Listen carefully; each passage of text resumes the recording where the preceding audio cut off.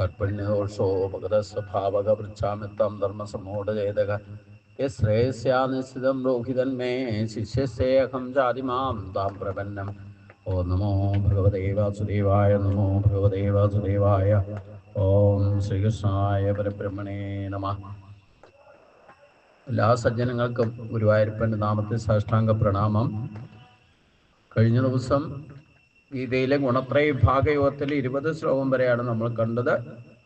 ഗുണാനേതാൻ അതീത്യത്രീൻ ദേഹി ദേഹി സമുദ്ഭവൻ ബ്രഹ്മവൃത്തു ജരാദുഃഖൈ വിമുക്തോ അമൃതശ്നുതേ എന്ന് ഭഗവാൻ പറഞ്ഞു. ജീവാത്മാവ് ദേഹത്തിന്റെ ഉത്ഭവ കാരണങ്ങളായിരിക്കുന്ന ഈ 3 ഗുണങ്ങളെ അഥവാ സത്വരജ തമസ്സുകളെ അതിക്രമിച്ചിട്ട് ജനനം, മരണം, വാർദ്ധക്യം, ദുഃഖം എന്നിവയിൽ നിന്ന് വിമുക്തനായി അമൃതത്വത്തെ, അമൃതരൂപമായിരിക്കുന്ന ബ്രഹ്മാനന്ദത്തെ അനുഭവിക്കുന്നു അഥവാ പ്രാപിക്കുന്നു.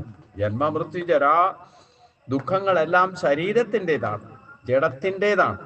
ഇവയൊന്നും ആത്മാവിനെ ബാധിക്കുന്നതല്ല. ത്രിഗുണങ്ങളെ അതിക്രമിച്ച് താൻ ആത്മാവ് തന്നെയാണെന്ന് സാക്ഷാത്കരിക്കുന്നവൻ എല്ലാ ദുഃഖങ്ങളിൽ നിന്നും മുക്തനാക്കുന്നു. ഇതാണ് ജീവൻ മുക്തഭാവം. ഇത് ശരീരത്തോടു കൂടി ഇരിക്കുമ്പോൾ തന്നെ ജീവൻ മുക്തഭാവം നമ്മൾ അനുഭവിക്കണം. അപ്പോഴേ ശരീരം ത്യജിച്ചാലും വീണ്ടും ജനിക്കാത്ത അവസ്ഥയ്ക്കാ ജീവൻ മുക്തി എന്ന് പറയുന്നത്. ജീവനെ മുക്തമാക്കുക, ഈ സംസാര ബന്ധനത്തിൽ നിന്ന്, പ്രാരാബ്ധങ്ങളിൽ നിന്ന് മുക്തമാക്കുക. ഇത് നമ്മൾ ഓരോരുത്തരും ചെയ്യേണ്ടതാണ്. അതിനാണ് മായ ജയിക്കുക എന്ന് പറയുന്നത്. അതിനു വേണ്ടിയിട്ട് ഈ ജപതപാദികളും യോഗസാധനങ്ങളും ഈ പറയുന്ന ആധ്യാത്മിക രംഗത്തെ പ്രയത്നങ്ങളൊക്കെ എല്ലാവിധ അനുഷ്ഠാനങ്ങളും ഉദ്ദേശിക്കുന്നത് ജീവനെ മുക്തമാക്കുക എന്നുള്ളതാണ്. അത് 1-2 സൃഷ്ടിയുടെ കാലത്ത് തൊട്ട് ഓരോ കൽപ്പത്തിലും ഒരു ജീവാത്മാവ് വേറിട്ടാൽ 84 ലക്ഷം തരം ജീവജാലങ്ങളിലൂടെ ഇങ്ങനെ കടന്നു വന്ന് അവസാനത്തെ സ്റ്റെപ്പിലാണ് മനുഷ്യ ജന്മത്തിലേക്ക് എത്തുക. ആ ഭൂമിയിലുള്ള ജീവിതത്തിലെ ഒരു ജീവന് മനുഷ്യ ജന്മമാണ് അവസാനത്തെ ജന്മം എന്നർത്ഥം. അപ്പൊ ആ മനുഷ്യ ശരീരം കിട്ടിയാലാണ് ഇതിനെ മുക്തമാക്കാൻ പറയുന്നത്, ജീവൻ മുക്തി. അപ്പം എത്രയോ ജന്മങ്ങളായിട്ടാണ് ഈ ജീവനെ പലതരം ജീവജാലങ്ങളിലൂടെ നമ്മൾ ബന്ധിച്ച് നിർത്തിയിരിക്കാൻ. നമ്മളല്ല, പ്രകൃതിയാ തന്നെ ബന്ധിക്കപ്പെട്ട് നിൽക്കുന്നു. അതിനെ വിശേഷ ബുദ്ധി കൊണ്ട് ജീവൻ മുക്തം ആക്കാൻ വേണ്ടിയിട്ടാണ് ഈ പറയുന്ന ജപതപാദികളും ആധ്യാത്മിക രംഗത്തെ എല്ലാവിധ അനുഷ്ഠാനങ്ങളും, ആചാരാനുഷ്ഠാനങ്ങളും, പൂജാധിപതികളും, വേദമന്ത്രങ്ങളും എല്ലാം ലക്ഷ്യമാക്കുന്നത് ഈ ജീവൻ മുക്തഭാവ. അപ്പൊ ഈ ശരീരത്തിലൂടെ ആത്മാവിനെ സാക്ഷാത്കരിച്ചാൽ മാത്രമേ ഈ ജീവൻ മുക്തം ബ്രഹ്മാനന്ദം അനുഭവിക്കാൻ സാധിക്കൂ. ശരീരത്തിലൂടെ അത് അനുഭവിച്ച് അതിൽ സ്ഥിതം ചെയ്ത് നിൽക്കുന്നവർക്ക് ദേഹം ത്യജിക്കപ്പെട്ടാലും, അതും നമ്മൾ മനഃപൂർവ്വം ത്യജിക്കണമെന്നില്ല, അത് പ്രകൃത്യാ തന്നെ ത്യജിക്കപ്പെടുമ്പോൾ ജീവൻ മുക്തി ഭാവത്തിലാണ് നിൽക്കുന്നതെങ്കിൽ അത് ജീവൻ മുക്തിയിലേക്ക് തന്നെ പോകും. ഇപ്പൊ രാമായണത്തിലൊക്കെ നമ്മൾ പലരെയും പല രാക്ഷസ രൂപങ്ങളെയും ഇല്ലെങ്കിൽ അതുപോലുള്ള ഭഗവാന്റെ അനുഗ്രഹം നേരിട്ട് കിട്ടാൻ സാധിച്ചവരൊക്കെ ശബരി അടക്കം അവസാനം സ്വയം അഗ്നി ജലിപ്പിച്ച് ശരീരത്തെ ത്യജിക്കുന്നത് കാണാം. അവര് അതുകൊണ്ട് ആത്മഹത്യയല്ല ചെയ്യുന്നത്. ആത്മാവിനെ ഹത്യ ചെയ്യാൻ ആർക്കും സാധ്യമല്ല. അവിടെ ശരീരബോധം വിട്ടിട്ട് ആത്മബോധത്തിൽ എത്തിയവർക്ക് അങ്ങനെ ചെയ്യാൻ സാധിക്കും. എന്ന് പറഞ്ഞിട്ട് നമ്മളാരെങ്കിലും അങ്ങനെ ചെയ്യണം എന്നല്ലാട്ട് പറയണേ. അതാണ്ട് പ്രകൃത്യാവുള്ള ഡെത്ത് സംഭവിക്കണം. നമ്മൾ ഈശ്വരനുമായിട്ട് സാക്ഷാത്കരിച്ച് നിന്നാൽ ഈശ്വരിലേക്ക് ശരീരം ഏത് തരത്തിൽ രോഗം, ഈ മഹാത്മാക്കൾ തന്നെ രമണ മഹർഷി ആയിക്കോട്ടെ, സായിബാബി ആയിക്കോട്ടെ, ഇവരൊക്കെ നിസ്സംഗഭാവത്തിൽ അവർക്ക് ശരീരത്തിന് എന്തുവിധ ക്ലേശങ്ങളും വന്നാലും, മഹാരോഗമൊക്കെ വന്നിട്ടാണ് മരിച്ചതെങ്കിലും, രാമകൃഷ്ണ പരമഹംസൻ അടക്കം, പക്ഷെ അവർ ജീവൻ മുക്ത ഭാവത്തിലേക്ക് എത്തി പരമഹംസന്മാരുടെ അവസ്ഥയിൽ എത്തിയോണ്ട് അവർക്ക് ശരീരത്തിന് എന്ത് സംഭവിച്ചാലും പ്രശ്നമല്ല. ശരീരബോധം ഉള്ളവർക്കായി പ്രശ്നം. നമുക്ക് ഈ ശരീരബോധം ഉള്ളത് കൊണ്ട് ആ ചെറിയ വേദന വന്നാൽ പോലും ആ ചെറിയ വേദന അതിജീവിച്ച് മറ്റൊരു വലിയ വേദന വന്നാൽ ചെറിയ വേദന ഇല്ലാതെയാകും. ഇതേപോലെ ആ യവ്യാദി ദേശങ്ങളെ കൊണ്ടാകുന്ന സകലവിധ ക്ലേശങ്ങളും നമ്മൾ ഈ ദേഹബോധത്തിൽ നിൽക്കുന്നതുകൊണ്ടാണ്. അപ്പൊ അതിനെ ജയിക്കാനാണ് ഗുണാതീതനാകണം. ഈ ശരീര സംബന്ധമാണ് ഈ ത്രിഗുണങ്ങൾ. ശരീരബോധത്തിൽ നിന്ന് ആത്മബോധത്തിലേക്ക് എത്താൻ ആത്മാവിന് ഈ ത്രിഗുണങ്ങളുടെ ബാധയൊന്നുമില്ല. ഇത് ശരീര സംബന്ധ. അതുകൊണ്ട് ഈ ശരീരബോധത്തിൽ നിന്ന് ആത്മബോധത്തിലേക്ക് എത്തി അതിൽ ഉറച്ചാൽ പിന്നെ അവൻ ഗുണാതീതനാണ്, അമൃതത്വം അനുഭവിക്കും. അത് കുറേശ്ശെ നമ്മൾ ഒരു നിമിഷത്തേക്കാണെങ്കിലും ചിലപ്പോൾ അനുഭവിക്കാനും സാധിക്കും. നമ്മൾ ഭക്തിമാർഗത്തിൽ സഞ്ചരിക്കുമ്പോൾ ചില സമയത്ത് ഒരു നിമിഷത്തേക്കാണെങ്കിലും ചിലപ്പം ദേഹബോധം വിട്ടിട്ട് നിന്നാൽ അവിടെ നമുക്ക് ആ കിട്ടുന്ന ആനന്ദം അത് അതിൻ്റെ ഒരു നിമിഷത്തേക്ക് നമ്മൾ സുഷുപ്തി കിടന്ന് ഈ സകല ബോധം ഇല്ലാതെ കിടന്ന് ഉറങ്ങുന്നത് ശരിക്കും ആ ജീവൻ മുക്ത ഭാവത്തിലാണ്. അതിൻ്റെ സുഖമാണ് നമ്മൾ എഴുന്നേറ്റ് വരുമ്പോൾ പറയണത് സുഖമായിട്ട് ഉറങ്ങിയെന്ന്, അല്ലാതെ ശരീരം കൊണ്ട് അനുഭവിച്ചിട്ടില്ല. പക്ഷേ അത് ആത്മതലത്തിലുള്ള സുഖമാണ്. അതാണ് ഗുണാതീത ഭാവത്തിൽ അനുഭവിക്കുന്നത്. അത് തന്നെയാണ് ജാഗ്രത ആകുമ്പോൾ സുഖമായി ഉറങ്ങി എന്ന് പറയുന്നത്. ഇത് ജാഗ്രതയിലും അനുഭവിക്കാൻ സാധിക്കുക, അത് ജീവൻ മുക്ത. ആ ഒരൊറ്റ കാര്യത്തിന് വേണ്ടിയിട്ട് ഇതൊക്കെ ചെയ്യണത്, ഇതൊക്കെ പഠിക്കണതും അതെ. നമ്മൾ ഈ ഭൗതിക ബന്ധങ്ങളിൽ ദേഹബോധത്തിൽ നിൽക്കുന്നിടത്തോളം കാലം ഈ വിശപ്പും ദാഹവും ഈ പറയുന്ന വേദനകളും ദുഃഖങ്ങളും എല്ലാവിധം ശരീരത്തിലൂടെ അനുഭവിക്കുന്നത്, ശരീര സംബന്ധമാണെന്നർത്ഥം. അതുകൊണ്ട് ഗുണാതീതനാകാനാണ് ഭഗവാൻ ഗുണത്രയത്തിന്റെ വിഭാഗതയെ പറഞ്ഞിട്ട് അത് ഏതൊക്കെ തരത്തിൽ എപ്പോഴൊക്കെ നമ്മളിൽ പ്രവർത്തിക്കുന്നു, അതിൻ്റെ സ്വാധീനം നമ്മളിൽ എത്രമാത്രം ഉണ്ടെന്ന് തിരിച്ചറിഞ്ഞുകൊണ്ട് അതിനെ 3 ഗുണങ്ങളെയും ജയിക്കണം എന്നാണ് പറഞ്ഞത്. അപ്പോഴേ അമൃതത്വം, അപ്പോഴാണ് ജീവൻ മുക്തി, അത് തന്നെയാണ് ബ്രഹ്മാനന്ദം, അതാണ് ഈശ്വര സാക്ഷാത്കാരം, അതാണ് ആത്മസാക്ഷാത്കാരം എന്ന് പറയുന്നത്. അതിൽ ഉറച്ചു നിന്നാലോ പിന്നെ അനായാസ ജീവിതം.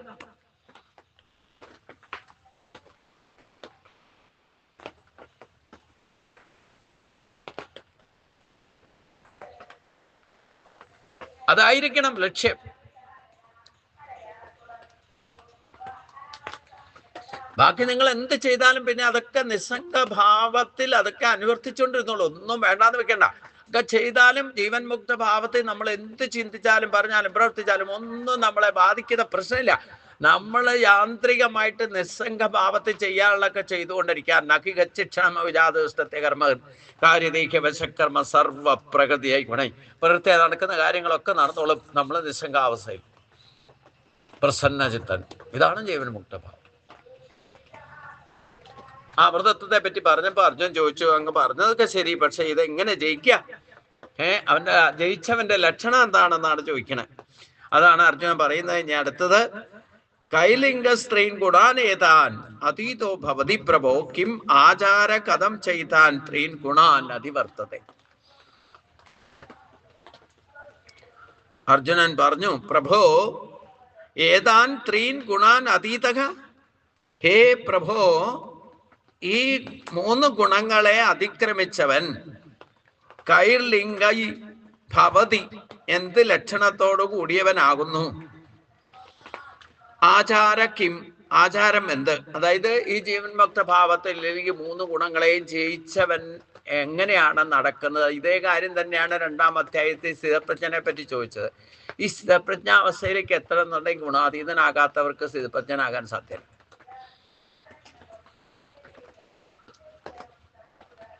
അപ്പൊ അതുകൊണ്ട് കിം ആചാര, അവൻ എന്താണ് ആചരിക്കുന്ന അനുഷ്ഠാനങ്ങൾ എന്തൊക്കെയായിരിക്കും, ആചാരം എന്ത്, ചം കഥം ച കഥം ഏതാൻ ത്രീൻ, മാത്രമല്ല എങ്ങനെയാണ് ഈ ഗുണാൻ അതിവർത്തതേ 3 ഗുണങ്ങളെ അതിക്രമിക്കുന്നത്. അർജുനൻ ചോദിച്ചു, പ്രഭോ ഈ ത്രിഗുണങ്ങളെ അതിക്രമിച്ചവന്റെ ലക്ഷണങ്ങൾ എന്താണ്, ആചാരം എന്ത്, മാത്രമല്ല എങ്ങനെയാണ് ഒരാൾ ഈ 3 ഗുണങ്ങളെയും മറികടക്കുന്നത്.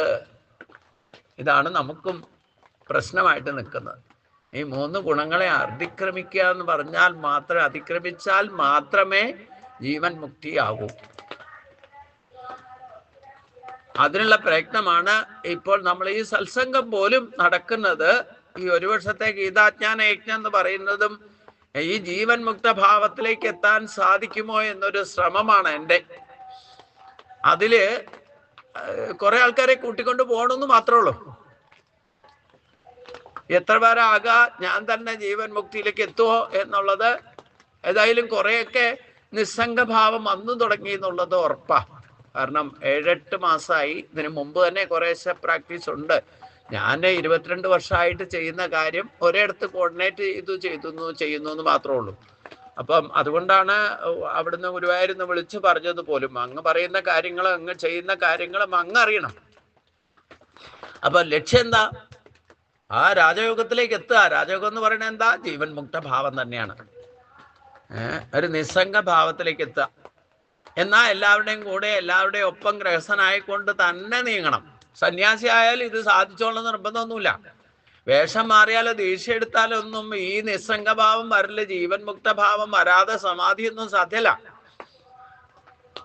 അത് സന്യാസിമാർ പോലും വേണ്ട വിധത്തിൽ മനസ്സിലാക്കുന്നില്ല. അവർക്ക് ശാസ്ത്രങ്ങളൊക്കെ പഠിക്കാനൊക്കെ അവസരം കിട്ടുന്നത് ഒന്നാമത് 10, 60, 70 വയസ്സായിട്ട് അവരടുത്ത് സന്യാസം സ്വീകരിക്കണേ. പിന്നെ ഇതൊക്കെ ശ്രദ്ധയോടുകൂടി ഫോളോ ചെയ്യാന്ന് പറയുന്നത് ഈ ജന്മം ഒന്നും സാധിക്കുന്നില്ല, ഞാൻ പറയണില്ല.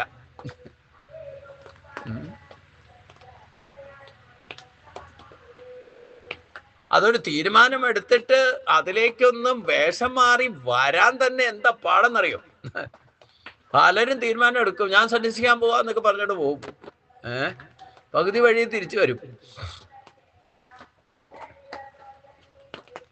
ഈ ഗുണാതീത ഭാവമാണ് സന്യാസം. അതിന് പക്വത വരാതെ പോയാൽ പകുതി വഴിയിൽ സമാധി ആയത് കൊണ്ടൊന്നും ആയില്ല, വീണ്ടും തിരിച്ചു വരേണ്ടി വരും.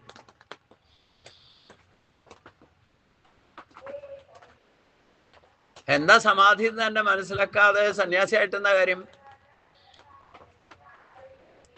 ഈ ഗുണാതീത ഭാവമാണ് സമാധി. ഗുണാതീത ഭാവത്തിൽ മാത്രമേ യഥാർത്ഥ സമാധി, ജീവൻ മുക്തഭാവം അനുഭവിക്കാൻ സാധിക്കൂ.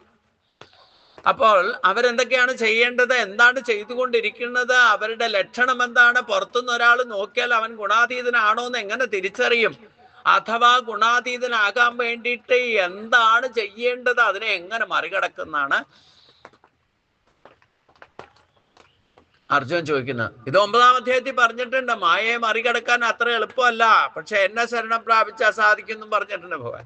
കാരണം മയാധിനാഥൻ ഭഗവാൻ തന്നെ, മായയെ ഉണ്ടാക്കിയത് ഭഗവാൻ തന്നെ. അതുകൊണ്ട് ജയിക്കണം എന്നുണ്ടെങ്കിൽ ഭഗവാനെ തന്നെ അനന്യമായിട്ട് ശരണം പ്രാപിക്കണം.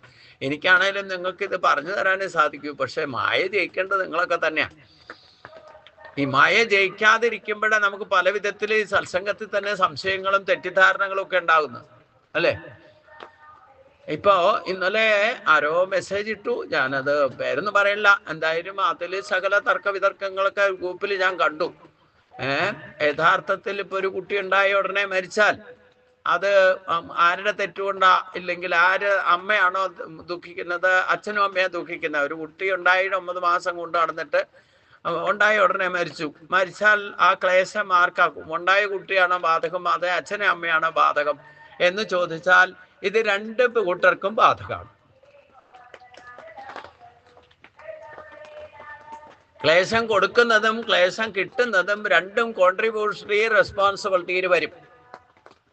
പിന്നെ ഓരോ ജീവനും ഓരോ ജന്മത്തിനും വന്നിട്ട് എത്ര ദിവസം അമ്മയുടെ വയറ്റിൽ കിടക്കണമെന്നും പുറത്തു വന്നാൽ എത്ര ദിവസം ഇരിക്കണം എന്നൊക്കെ അവരവരുടെ ജാതകത്തിൽ എഴുതിയേക്കണതാ. അവരവരുടെ കർമ്മഫലമാണ്. വന്ന ഉടനെ പോകേണ്ടതോ ഇല്ലേ കുറച്ചു കാലം നിൽക്കേണ്ടതോ ഒക്കെ. അതില് ഈ കോൺട്രിബ്യൂട്ടറി റെസ്പോൺസിബിലിറ്റി വരുമ്പം ഒരു കുട്ടി മരിച്ചിട്ട് ദുഃഖിക്കുക എന്നുള്ളത് അച്ഛൻ്റെ അമ്മയുടെയും കോൺട്രിബ്യൂട്ടറി പഴയത് കിടക്കുന്നതാണ്, അവർ ദുഃഖിക്കുക. ഈ കുട്ടി വന്നിട്ട് പോകുക, ഉടനെ പോകുക എന്നുള്ളത് ഈ കുട്ടിയുടെ പ്രാരാബ്ധം അത്രേ ഉള്ളൂ ആ ജന്മത്തില്. അത് ഇവരെ ദുഃഖിപ്പിക്കാൻ വേണ്ടിയിട്ടുള്ള കോൺട്രിബ്യൂട്ടറിയിലാണ് വന്നിട്ട് പോകുന്നതെങ്കിലോ?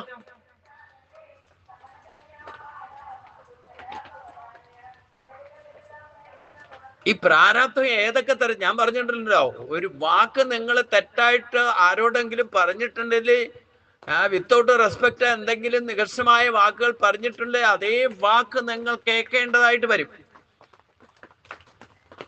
നിങ്ങൾ പുറപ്പെടുവിച്ചാൽ നിങ്ങൾ കേൾക്കണം, മറ്റൊരാൾ പുറപ്പെടുവിച്ചാലോ അവരും തിരിച്ചു കേൾക്കണം. ഒരു കർമ്മം ചെയ്യുന്ന ആളും ചെയ്യിപ്പിക്കുന്ന ആളും അതിനെ അനുമോദിക്കുന്ന ആളും സാക്ഷിയായിരിക്കുന്ന ആളും പ്രത്യക്ഷമായിട്ടും പരോക്ഷമായിട്ടും കോൺട്രിബ്യൂട്ടറി റെസ്പോൺസിബിലിറ്റിയിൽ വരും.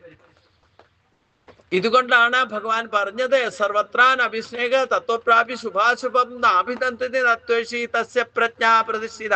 ഒരു കാര്യത്തിലും മമതാബന്ധമോ അറ്റാച്ച്മെന്റോ മമതയോ ഒന്നും വച്ചുകൂടാ.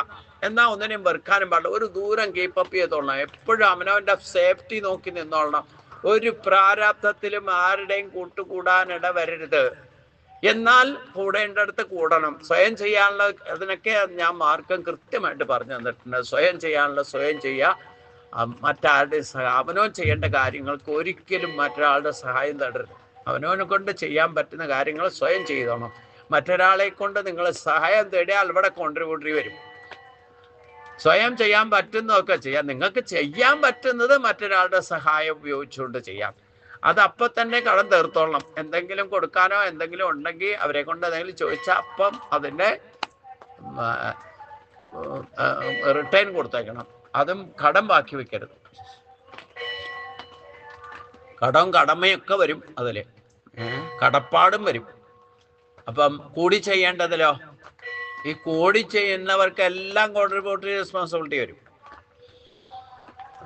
അവിടെ സ്വാർത്ഥ താല്പര്യത്തിന് വേണ്ടിയിട്ടോ ഒന്നും അല്ലാതെ അവിടെയാണ് കർത്തൃത്വാഭിമാനം വെടിഞ്ഞ് ചെയ്യൂ, ഫലേച്ഛയില്ലാതെ ചെയ്യൂ, പരസ്പരം ഭാവ എന്തൊക്കെയെന്ന് ഒരു ഭാവത്തിൽ നിസ്വാർത്ഥമായിട്ട് നിഷ്കളങ്കമായിട്ട് കൂടി ചെയ്യേണ്ട കാര്യങ്ങൾക്ക് യാതൊരു പക്ഷപാതവും ഇല്ലാതെ കൂടിച്ചേർന്ന് ചെയ്യുമ്പോഴാണ് ഈശ്വര സാന്നിധ്യം പോലും അവിടെ ഉണ്ടാകുന്നതെന്ന് പറഞ്ഞിട്ടുണ്ട്.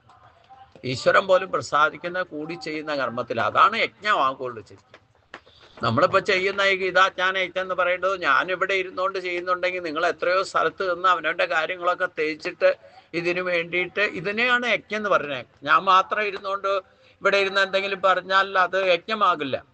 മറ്റൊരാൾക്ക് വേണ്ടിയിട്ട് പ്രയോജനപ്പെടുന്ന കാര്യങ്ങൾ പറയുക ചെയ്യുക എന്നുള്ളതാണ്. അതാണ് യജ്ഞഭാവന വരിക. അത് സ്വാർത്ഥമായിട്ട് എനിക്ക് നേടാനില്ലേ, ഞാൻ ചെയ്യുന്നു, എൻ്റെ കർത്തൃത്വാഭിമാനം വെട്ട്, അതുകൊണ്ട് എന്ത് കിട്ടും കിട്ടില്ല എന്നുള്ള ഫലേച്ഛ ഇല്ലാതെ അർപ്പണബോധത്തോടെ ചെയ്യുക. അതാണ് യഥാർത്ഥത്തിൽ യജ്ഞം. അപ്പം ഈശ്വര സാന്നിധ്യം, ഈശ്വരൻ്റെ മായയെ ജയിക്കാനുള്ള ഏറ്റവും വലിയ സ്റ്റെപ്പാണ് സത്സംഗം എന്ന് പറയുന്നത്. സത്സംഗത്തിലൂടെ മാത്രമേ നിങ്ങൾക്ക് ബാക്കിയെല്ലാം ത്യജിച്ചിട്ട് ആ ഒരു സ്ഥലത്ത് ഒരേപോലെ ത്യാഗമനസ്സോട് ഒത്തുകൂടാൻ സാധിച്ചാൽ, ഒരു കർമ്മത്തിൽ പങ്കെടുക്കാൻ ചെയ്താൽ അതാണ് ഏറ്റവും വലിയ ഡെഡിക്കേഷൻ എന്ന് പറയുന്നത്. നിങ്ങൾ മായയെ കുറച്ച് ദിവസത്തേക്കോ കുറച്ച് നേരത്തേക്കോ ജയിക്കാൻ സാധിച്ചില്ലെങ്കിൽ ഈ കോൺട്രിബ്യൂട്ട് ചെയ്യാൻ പറ്റില്ല, ഇങ്ങനെ ഒന്നിച്ചു കൂടാൻ പറ്റില്ല. അപ്പം അതുകൊണ്ടാണ് ഞാൻ പ്രത്യേക റെസ്പെക്ട് ഈ 40 പേർക്ക് 5 ജില്ലയിൽ നിന്നും വെളിയിൽ നിന്ന് വരെ വന്നവർക്ക് കൊടുത്തതിൻ്റെ കാര്യം. ആരും അങ്ങനെ ചെയ്യില്ല. എന്താ ഇപ്പം ഇന്നലെയും മിനിഞ്ഞാന്ന് ഈ തിരക്കിനിടയ്ക്ക് മറ്റുള്ളിടത്ത് ചെന്നപ്പോഴും പറയും എങ്ങനെ ഈ ഒരു വർഷം പോയിരിക്കണേന്ന് ചോദിച്ചു. ഇതാണ് ഡെഡിക്കേഷൻ എന്ന് പറയുന്നത്. നമ്മൾ എന്തെല്ലാം കാര്യങ്ങൾ 17 വർഷത്തോളം വീട് വിട്ടിട്ടാ അവനവൻ്റെ വയറ്റിപ്പഴപ്പിന് വേണ്ടി കുടുംബം നോക്കാൻ വേണ്ടിയിട്ട് പോയത്. അതും ഒരു കോൺട്രിബ്യൂഷൻ അല്ലേ?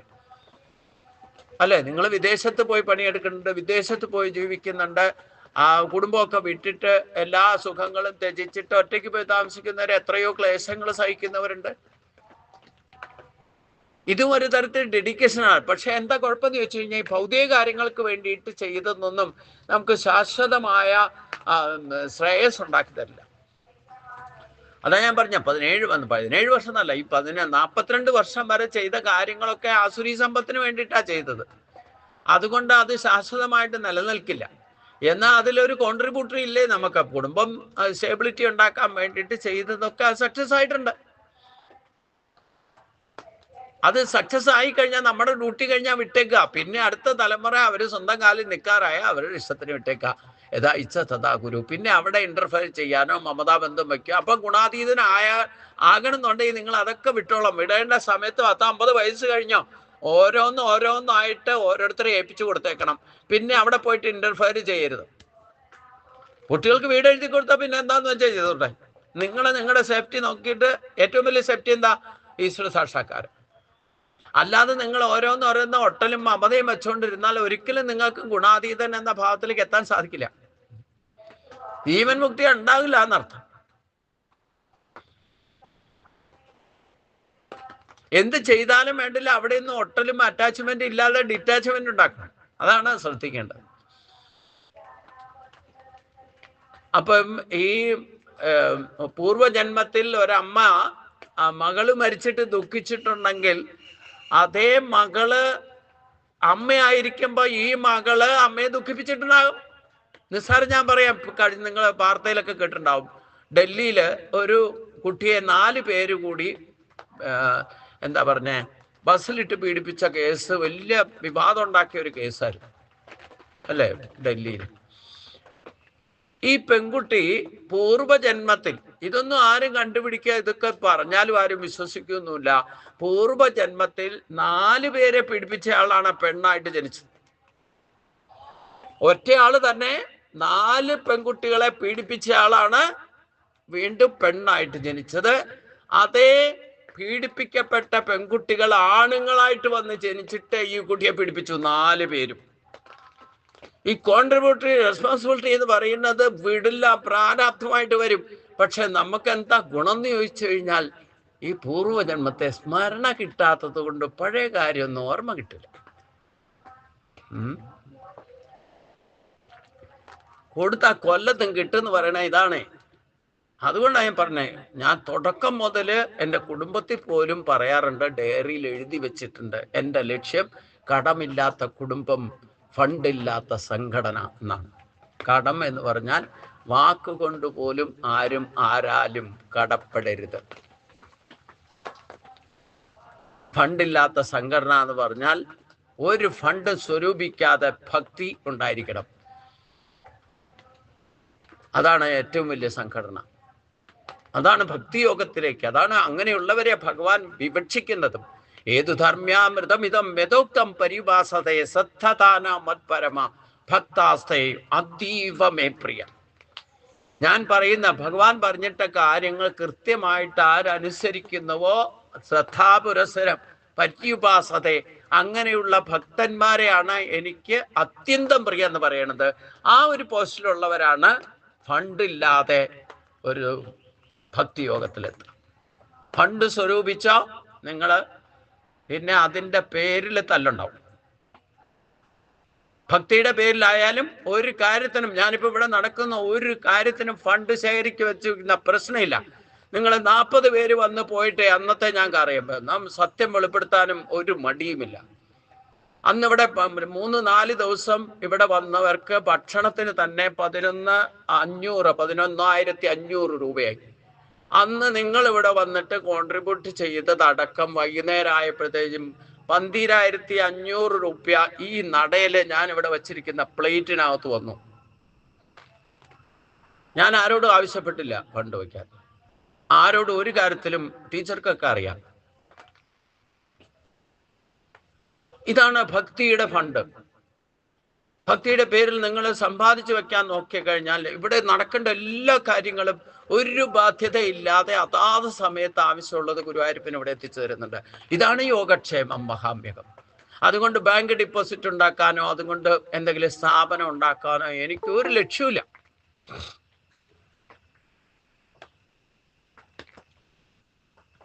ഇതാണ് ഫണ്ടില്ലാത്ത സംഘടന. നമുക്കൊരാവശ്യം വന്നു, 10 രൂപയുടെ ആവശ്യം വന്നു, എല്ലാവരും കൂടെ കൂടി നടത്തി അതിൽ ഒന്നും ബാക്കി വെക്കാതിരുന്നാൽ ആവശ്യമുള്ളപ്പം സ്വരൂപിക്കുക, നടത്തുക. അത് കഴിഞ്ഞാൽ അതിലൊന്നും ബാക്കി വെച്ചിട്ട് ശേഖരിച്ച് വെക്കാൻ ശ്രമിക്കരുത്. ശേഖരിക്ക് വെച്ചാൽ അത് പ്രശ്നമാണ്. ഇത് ഇത്ര കൃത്യമായിട്ട് ഞാനിത് പലപ്പോഴും ഈ ലക്ഷ്മിനാരായണനെ പ്രതിഷ്ഠിച്ചതിന് ശേഷം ഇല്ലത്ത് വെച്ച് 7 വർഷം പോയിച്ചപ്പോഴും അതെ, ഓരോ വർഷവും പ്രതിഷ്ഠാദിനമൊക്കെ ഭക്തിയുടെ പ്രഭാവത്തിൽ ഒക്കെ ഭംഗിയായിട്ട് നടത്തിയിരുന്നു. ഒരിക്കൽ താൻ പാതി ദൈവം പാതി എന്നുള്ള പോളിസിയാണ് ഞാൻ എപ്പോഴും ഫോളോ ചെയ്യുക. നമ്മൾ നമ്മുടെ കയ്യിൽ നിന്ന് 10 എടുത്താൽ 20 ചിലവുണ്ടെങ്കിൽ 10 എടുത്താൽ 10 തന്നെ വരും അവിടെ. അങ്ങനെയാണ് 7 വർഷവും അവിടുത്തെ കാര്യങ്ങൾ നടത്തിയിരുന്നത്. അതിൽ നിന്ന് ഒരിക്കലും ബാങ്ക് ബാലൻസ് ഉണ്ടാക്കാൻ ശ്രമിച്ചിട്ടില്ല. നമുക്ക് അന്നത്തെ 10 രൂപയുടെ ആവശ്യം വന്നു, 10 രൂപ കിട്ടിയാൽ അത് ചെലവാക്കിയാൽ ബാക്കി വെച്ചാലല്ലേ പ്രശ്നമുള്ളൂ.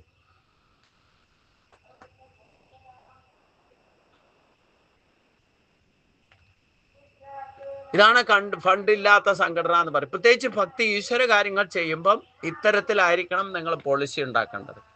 അപ്പോൾ ഒരിക്കലും അവിടെ പ്രശ്നം ഉണ്ടാവില്ല. പല ക്ഷേത്രങ്ങൾ പോലും ദാരിദ്ര്യത്തിൽ കിടന്ന ക്ലേശങ്ങൾ സഹിച്ച് അതിനെ ഉയർത്തിക്കൊണ്ട് വന്നിട്ട് ഫണ്ടിന്റെ പേരിലാണ് തല്ലുണ്ടാക്കിയതും അതിൻ്റെ പേരിൽ കമ്മിറ്റി വേറെ വരലും പിന്നെ എന്തൊക്കെയാ സംഭവിക്കുക? എന്നിട്ട് ഇവർ തമ്മിൽ തർക്കത്തിൽ പോയി കേസ് കൊടുക്കും. കേസായാൽ പിന്നെ അത് ദേവസ്വം ബോർഡിലേക്ക്.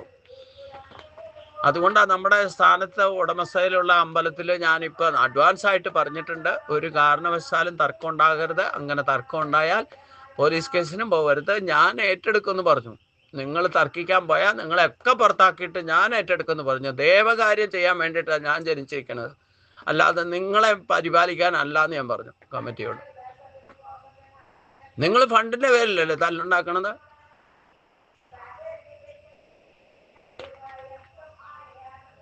ഇത് നമ്മൾ വ്യക്തിപരമായിട്ടായാലും ഒരു കുടുംബത്തിലായാലും ഒരു ക്ഷേത്രത്തിലായാലും ഒരു രാജ്യത്തായാലും കടമില്ലാത്ത ഫണ്ടും കടമില്ലാത്ത കുടുംബവും ഫണ്ടില്ലാത്ത സംഘടനയുമായിരിക്കണം നമ്മുടെ മോട്ടിവേഷൻ. അത് തന്നെയാണ് പഞ്ചമഹായജ്ഞങ്ങൾ പറയുന്നതും. ഒന്ന് ശേഖരിച്ചു വെക്കാൻ പറഞ്ഞിട്ടില്ലല്ലോ, ഞാൻ പറഞ്ഞിട്ടുണ്ടോ? 5 രൂപ കിട്ടിയാൽ 5 രൂപ ചെലവാക്കിക്കൊള്ളാം. നമുക്ക് അന്നത്തെ കാര്യം ഇപ്പൊ ഇന്ന് മോഹൻജിയുടെ മെസ്സേജ് ഒന്ന് നിങ്ങൾ വായിച്ചു നോക്കൂ. ഞാൻ ദിവസവും ഡിസ്ട്രിബ്യൂട്ട് ചെയ്തിട്ടുണ്ടല്ലോ, കോൺട്രിബ്യൂട്ട് ചെയ്യുന്നത് അല്ലേ. ഇപ്പോഴത്തെ കാര്യം കർമ്മണോക്കി, ഞാൻ പറയുന്ന ഗീതയിൽ പറയുന്ന കാര്യം തന്നെ അദ്ദേഹവും പറഞ്ഞത്, കർമ്മണോക്കി ബോധവ്യം ബോധവ്യം ച വികർമ്മണ കർമ്മണ ച ബോധവ്യം ഗഹന കർമ്മണോഗതി. നമ്മൾ ഈ നിമിഷത്തായിരിക്കും ജാഗ്രത ആയിരിക്കേണ്ടത്. ഇപ്പൊ ചെയ്യേണ്ട കാര്യങ്ങൾ ചെയ്തോളൂ. നാളെ എന്താകുന്ന ഇപ്പൊ എന്തെങ്ങനെ പറയാ, കർമ്മത്തിന്റെ ഗതി ഗഹനമാണ്. Don't waste your time. ഇപ്പൊ ചെയ്യേണ്ട കാര്യങ്ങൾ ഇപ്പൊ തന്നെ ചെയ്തോളാം. ഇപ്പൊ പറയേണ്ട കാര്യങ്ങൾ ഇപ്പം പറഞ്ഞോളാം. ആ നാളത്തേക്ക് വെച്ചാൽ നാളെ നമ്മൾ ഉണ്ടാവുമോ ഇല്ലേ, നാളെ എന്താ സംഭവിക്കുന്നതെന്ന് ഇപ്പൊ പറയാൻ പറ്റുമോ? ഇന്നിപ്പോ നോക്കിക്കോളൂ. ഇന്ന് ഈ ശ്രദ്ധയില്ലാതെ എന്തൊക്കെ ചെയ്യണേ നമുക്ക്. ഈ എന്താ പറഞ്ഞേ, ഇപ്പം മരിച്ച് നിങ്ങൾക്ക് അറിയാമല്ലോ, ഒരു നേതാവ്, മുൻ മുഖ്യമന്ത്രി മരിച്ചു. എന്നിട്ട് മീഡിയക്കാരും സോഷ്യൽ മീഡിയയിൽ ആകെ പബ്ലിഷാണ്. ഒരു ചാനലിന്റെ അതിന്റെ ചെയർമാൻ ആയിരിക്കുന്ന ആള് വിളിച്ചു പറയുന്നു പിണറായി ആണ് മരിച്ചത്, ആദരാഞ്ജലികൾ അർപ്പിക്കാന്ന്. എന്തൊരു കഷ്ടമാണെന്ന് നോക്കണം. ആരാ മരിച്ചത്, ആരുടെയാ അന്ത്യാഞ്ജലി അർപ്പിക്കാൻ വിളിച്ചു പറയണമെന്ന് നോക്കണം. ഇതൊക്കെയാണോ മനുഷ്യന്റെ വിശേഷ ബുദ്ധി കൊണ്ട് ചെയ്യേണ്ടത്? നിങ്ങൾ സോഷ്യൽ മീഡിയയിൽ നോക്കട്ടെ, ഫേസ്ബുക്കിൽ ഭയങ്കര ആരാത് വൈറലാക്കാതെ.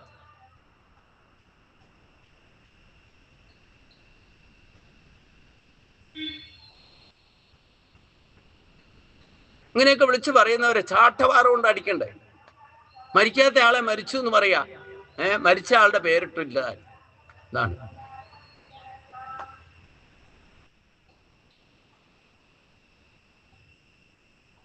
ഇതൊക്കെ ആസുരി സമ്പത്തിന്റെ അതിക്രമം കൊണ്ടുണ്ടാകുന്നതാ അല്ലേ. ചാനലിന്റെ റേറ്റിംഗ് വർദ്ധിപ്പിക്കണം എങ്ങനെയാ? ഇങ്ങനെ എത്ര കാര്യങ്ങളാ നമ്മുടെ ഇടയിൽ. കലിയുഗം ആയതുകൊണ്ട് ഇങ്ങനെയൊക്കെ സംഭവിക്കൂ. അതുകൊണ്ട് നമ്മള് ഇവിടെ ഗീത പഠിച്ചാലേ ഒരു മനുഷ്യന്റെ ധർമ്മം എന്ന് പറയുന്നത് തന്നെ, ഞാൻ പറഞ്ഞല്ലോ, നമുക്ക് വലിയൊരു പാത കടന്നു വന്നവരാ നമ്മൾ. 84 ലക്ഷം എന്ന് പറയുന്നത് ഓരോ പരീക്ഷണ ഘട്ടങ്ങളാണ്. ഒരു ജീവാത്മാവ് ഓരോ ഘട്ടമായിട്ട് ഭഗവാനിൽ നിന്ന് വേറിട്ട് വന്നിരിക്കുന്ന അതിന് സമയം, അതാണ് അസ്വാതന്ത്ര്യം എന്ന് പറയുന്നത്. നമ്മൾ പല ഘട്ടങ്ങൾ കടന്നിട്ടാണ് മനുഷ്യ ജന്മത്തിലേക്ക് എത്തുന്നത്. അത് വലിയൊരു കടമ്പയാണ്. അത് കിട്ടിയിട്ട് ഇങ്ങനെയൊന്നും വ്യർത്ഥമാക്കി കളഞ്ഞുകൂടാ. ഒരു നിമിഷം പോലും വേസ്റ്റ് ആക്കി കളയരുത്.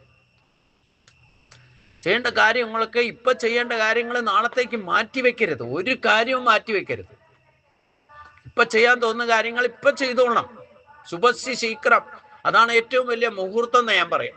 എന്തെങ്കിലും ചെയ്യാൻ വേണ്ടിയിട്ട് മുഹൂർത്തം നോക്കേണ്ട ആവശ്യമില്ല. നിങ്ങൾ നല്ല കാര്യമാണ് ചെയ്യുന്നതെങ്കിൽ ശുഭസ്യ ശീക്രം, ഇപ്പൊ ചെയ്തോളൂ. അടുത്ത നിമിഷം നിങ്ങളുടെ ചിന്താഗതി മാറ്റം വരും. മനസ്സെന്താ പറയണെന്ന് പറയാൻ പറ്റില്ല.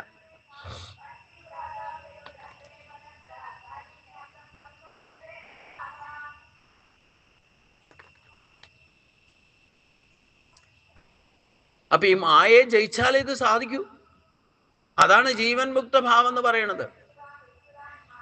ജീവൻ മുക്ത ഭാവം എന്ന് പറഞ്ഞാൽ ഈ സംസാര ഇത്തരത്തിലുള്ള ബന്ധനങ്ങളിൽ നിന്ന് നമുക്ക് ഉണർന്ന് പ്രവർത്തിക്കാൻ സാധിക്കുന്നതാണ് ജീവൻ മുക്തി. അതിന് മറ്റൊരാളുടെയും എന്താ പറഞ്ഞ, മറ്റൊരാളെ ബുദ്ധിമുട്ടിക്കാതെ സ്വയം ബുദ്ധിമുട്ടാതെ എന്ന് പറഞ്ഞാൽ അനായാസന നമുക്ക് ചെയ്യാൻ സാധിക്കണം. Without any help. അങ്ങനെ എല്ലാ കാര്യങ്ങളും ചെയ്യാൻ സാധിക്കും മനുഷ്യനെ കൊണ്ട്. ക്ഷണ നേരം കൊണ്ട് തീരുമാനമെടുത്താൽ ക്ഷണ നേരം കൊണ്ട് പ്രവർത്തിക്കാൻ സാധിക്കുന്നവനാ മനുഷ്യൻ എന്ന് പറയുന്നത്. മനനം ചെയ്ത് ക്ഷണ നേരം കൊണ്ട് ദൃഢനിശ്ചയം ചെയ്ത് ത്യാഗമനസ്സോടെ നടപ്പാക്കാൻ പറ്റുന്നവനാണ് മനുഷ്യൻ. അതിനാരും ഡിപ്പെൻഡ് ചെയ്യരുത്. ഈവൻ ഈശ്വരനെ പോലും ഡിപ്പെൻഡ് ചെയ്യേണ്ടതായിട്ടില്ല. കാരണം നിങ്ങളുടെ ഉള്ളിൽ ഈശ്വരനാണ് ഇരിക്കുന്നത്. പിന്നെ എന്തിനു മറ്റൊരു ഈശ്വരനെ നിങ്ങൾ ഡിപ്പെൻഡ് ചെയ്യണം? അവിടെ നൊന്തുഭാവം വരും. അപ്പൊ കാരണം കൃത്യ നമ്മൾ ഓരോരുത്തരും ജനിക്കുമ്പോഴും ജനിച്ചിട്ട് ഓരോരുത്തരുടെയും ജീവൻ എത്ര കാലം ഇവിടെ നിൽക്കണം എന്നൊക്കെ അവരവരുടെ ജാതകത്തിൽ തന്നെ എഴുതിയിട്ടുണ്ട്. അതിന് മറ്റൊരാളെയോ അതിന് ശാസ്ത്ര പഠനം നടത്തിയാലോ ഒന്നും മനസ്സിലാകില്ല. അത് അവരവരുടെ കോൺട്രിബ്യൂട്ടറി അനുസരിച്ചുകൊണ്ട് വന്നു പോയിക്കൊണ്ടിരിക്കും. ജാതസ്യകി ധ്രുവോ മൃത്യു ധ്രുവം ജന്മ മൃതസ്യജ തസ്മാത് അപരിഹാരാർത്ഥേനത്വം ശോചിതമർഹസി. ഇത് രണ്ട് കാര്യത്തിനും പരിഹാരമില്ല. ഒരാൾ മരിച്ചിട്ട് ദുഃഖിക്കുക എന്ന് പറയുന്നതും അവരുടെ ജാതകത്തിൽ എഴുതിയിട്ടുണ്ടെങ്കിൽ ആ ദുഃഖം അവരനുഭവിച്ചേ പറ്റൂ. അതിനും പരിഹാരമില്ല. അത് ഭർത്താവ് മരിച്ചാലും വേണ്ടില്ല, ഉണ്ടായിട്ട് ഒരു കുട്ടി മരിച്ചാലും വേണ്ടില്ല. ഈ കുട്ടി വന്നു പോയിട്ട് നിങ്ങൾ ദുഃഖിക്കേണ്ടത് നിങ്ങളുടെ കർമ്മഫലത്തിൽ എഴുതിയിട്ടുണ്ടെങ്കിൽ ആ ദുഃഖിച്ചേ പറ്റൂ. ചിലര് നേരത്തെ പോകും, ചിലര് പിന്നാലെ പോകും, ഇത്രയൊക്കെ ഉള്ളൂ. അത് രണ്ടുപേർക്കും ഉത്തരവാദിത്വം ഉണ്ടെന്നർത്ഥം, അല്ലാതെ ഒരാളുടെ മാത്രമല്ല. മറ്റേയാൾ ഫ്രീ ആയിട്ടൊന്നും അല്ല. എന്നാ പിന്നെ അയാൾക്ക് ഫ്രീ ആയിരുന്നെങ്കിൽ പിന്നെ വന്ന് ജനിച്ചിട്ട് 280 ദിവസം അമ്മയുടെ വയറ്റിൽ കിടന്നിട്ട് അവിടെയും ക്ലേശം അനുഭവിച്ചിട്ടുണ്ടോ ഈ കുട്ടി? ഇല്ലേ? അമ്മ കഴിക്കുന്ന എരിവും പുളിയും ഒക്കെ ഈ കുട്ടിയെ ദുഃഖിപ്പിച്ചിട്ടൊക്കെ ഉണ്ട്. അവസാനം കരഞ്ഞുകൊണ്ട് ജനിക്കുന്നത് അതുകൊണ്ടാ, ഈ ക്ലേശത്തിൽ നിന്ന് പുറത്തു വരെ. അപ്പൊ അത്രയും ബാക്കിയുള്ളെങ്കിൽ അത്രയും മതി. അതിൽ തർക്കവിതർക്കങ്ങൾക്ക് കാര്യമേ ഇല്ല. ഒരാൾ എന്തുകൊണ്ട് കുറച്ച് അനുഭവിച്ചു, ഒരാൾ മറ്റേ കൂടുതൽ അനുഭവിച്ചു, ഇതിലെന്തിനാ തർക്കിക്കാൻ പോടെ? ഓരോരുത്തരുടെ കോൺട്രിബ്യൂട്ടറി അനുസരിച്ചുകൊണ്ട് അനുഭവിക്കാനുള്ള അനുഭവിക്കണം. അതിന് നമ്മൾ ഇടയ്ക്ക് നിൽക്കുന്ന ആൾ തർക്കിച്ചിട്ട് കാര്യമാണ്. നമ്മുടെ കാര്യം നോക്കൂ. നമ്മൾ ഈ നിമിഷം എന്താ ചെയ്യണേ? വെറുതെ നമ്മൾ അതും ഇതും ചിന്തിച്ച് ഒരാൾ പറയുന്ന അഭിപ്രായത്തെ തർക്കവിതർക്കങ്ങളിലേക്ക് പോയിട്ട് നിങ്ങളുടെ ടൈം നിങ്ങൾ വേസ്റ്റ് ആക്കരുത്. നിങ്ങളുടെ എനർജിക്കോ വേസ്റ്റ് ചെയ്യുന്നു.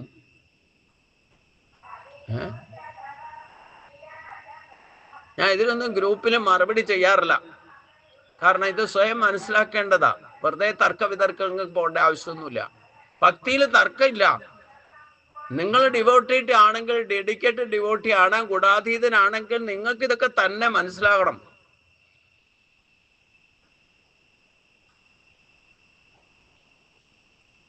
കാരണം എല്ലാവരും ഒരേ ലെവലില്ല. ഇത്തരത്തിലുള്ള ശാസ്ത്രമൊക്കെ നമ്മൾ ഡിസ്കസ് ചെയ്യുമ്പം എല്ലാവരും ഒന്നും ഒരേ ലെവലിലുള്ളവരല്ല. അപ്പൊ അവർക്ക് മനസ്സിലാകുന്ന ഭാഷയിലല്ലാതെ ഞാൻ നിങ്ങൾക്ക് എന്തെങ്കിലും കടുത്ത വേദാന്തം ഒന്നും പറയാറില്ലല്ലോ. പ്രാക്ടിക്കൽ തലത്തിൽ എന്താ മനസ്സിലാക്കേണ്ടത് അത് മനസ്സിലാക്കണം. കുറേയൊക്കെ എൻ്റെ അറിവിൽ കണ്ടുപിടിച്ച കാര്യങ്ങൾ, ഞാൻ മനസ്സിലാക്കിയ കാര്യങ്ങളാണ് നിങ്ങൾക്ക് കോൺട്രിബ്യൂട്ട് ചെയ്യുന്നത്. ഇത് വച്ചുകൊണ്ട് നിങ്ങൾക്ക് സാധാരണ ജീവിതത്തിൽ തന്നെ ചില കാര്യങ്ങൾ അനുഭവത്തിലൂടെ മനസ്സിലാകുമ്പോൾ അത് സാക്ഷാത്കാരമാകും. അപ്പൊ യഥാർത്ഥത്തിൽ ഡെഡിക്കേഷൻ, ഡിവോഷൻ, യഥാർത്ഥ ഭക്തി ഭഗവാൻ പറയുന്നത് അനുസരിക്കേണ്ടത്, ഞാൻ പറയുന്നതല്ല അനുസരിക്കേണ്ടത്. ഞാൻ എൻ്റെതായ കണ്ടെത്തലിലൂടെ പല കാര്യങ്ങൾ പറയും. എൻ്റെ അനുഭവത്തിലൂടെ എൻ്റെ അനുമാനങ്ങൾ, എൻ്റെ നിഗമനങ്ങൾ ഒക്കെയാണ് പറയുന്നത്. അത് എല്ലാവർക്കും ഒരേപോലെ സൂട്ട് ചെയ്തോളണമെന്നില്ല. പക്ഷെ പൊതുവായിട്ട് ഞാൻ ഒരു മാർഗദർശനം നമുക്ക് സാധാരണക്കാർക്ക് പറ്റുന്ന രീതിയിൽ പറയാൻ ശ്രമിക്കാറുണ്ട്. അല്ല, അതിലൊന്നും വേദാന്ത ഗീത പോലും ഞാൻ അതുപോലെ നിങ്ങളെ അതേ ഭാഷ തന്നെ പറഞ്ഞാൽ നിങ്ങൾക്ക് അത് എളുപ്പമൊന്നും മനസ്സിലാവില്ല. അല്ലെങ്കിൽ തന്നെ തെറ്റിദ്ധാരണയും സംശയങ്ങളും തീർന്നിട്ട് ഒരു ഭക്തരും ഇല്ല.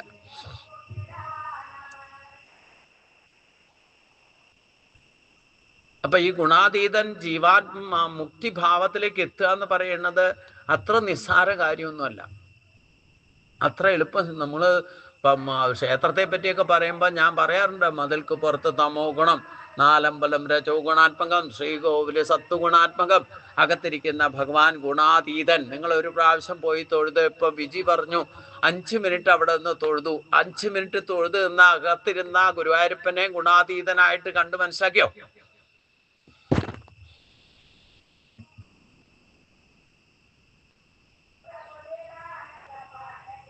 അത് അവരവർക്ക് മനസ്സിലാകുന്ന കാര്യമാണെന്നതാ ഭഗവാൻ ഇപ്പൊ പറയാൻ പോകുന്നു. എങ്ങനെയാ ഗുണാതീതനാകുക എന്ന് പറയുന്നത് മറ്റൊരാളെ ബോധ്യപ്പെടുത്താൻ സാധ്യമല്ല. ഇപ്പം കണ്ട ഒരു ഭക്തന് ഭഗവാനെ കണ്ട് തൊഴുത് ഒരു നിമിഷത്തേക്ക് ഭഗവാനെ ഗുണാതീതരായിരിക്കുന്ന ഭാവത്തെ കണ്ട് ദർശിച്ചാൽ അത് മറ്റൊരാൾക്ക് എങ്ങനെ അവരവരുടെ അനുഭവമാണ്. അതിൽ നിന്ന് ഏത് ലെവലിലാണ് നിങ്ങൾ കണ്ടേ, നിങ്ങളുടെ അതീത ഭാവത്തിലാണോ നിങ്ങൾ കണ്ട, അത് ഗുണങ്ങൾക്കനുസരിച്ചാണോ കണ്ട്, നിങ്ങളുടെ സ്വഭാവം അനുസരിച്ചാണോ, നിങ്ങൾ എന്താ മനസ്സിലാക്കിയെന്നുള്ളത് നിങ്ങൾക്ക് മാത്രമേ പറയാൻ പറ്റുള്ളൂ. മറ്റൊരാൾക്ക് മനസ്സിലാക്കി കൊടുക്കാൻ പറ്റില്ല, ബോധിപ്പിക്കാനും സാധ്യമല്ല. കാരണം നമ്മൾ ഗുരുവായൂരപ്പനെ പോയി ഈ പറയുന്ന 3 കടമ്പയും കടന്നിട്ട് അവിടെ പോയിട്ട് കാണുമ്പം നമ്മൾ നമ്മുടെ ഗുണങ്ങൾക്കനുസരിച്ചുകൊണ്ടായിരിക്കും ഗുരുവായൂരപ്പനെ കാണുക. നമ്മൾ ഗുണാതീതൻ അല്ലെങ്കിൽ ഗുരുവായൂരപ്പനെയും ഗുണാതീതനായിട്ട് നമുക്ക് വീക്ഷിക്കാൻ സാധ്യമല്ല.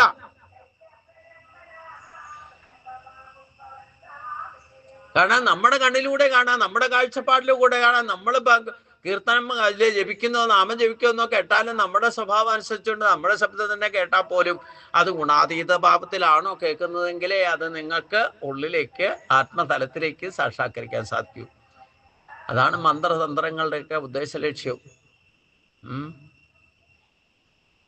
അപ്പൊ അതുകൊണ്ട് ഭഗവാൻ പറയുന്നത് പ്രകാശം ച പ്രവൃത്തിം ച മോഹ ഏവ ച പാണ്ഡവ ന ദ്വേഷ്ടി സംപ്രവർത്താനി നാ നിവർത്താനി കാംക്ഷതി.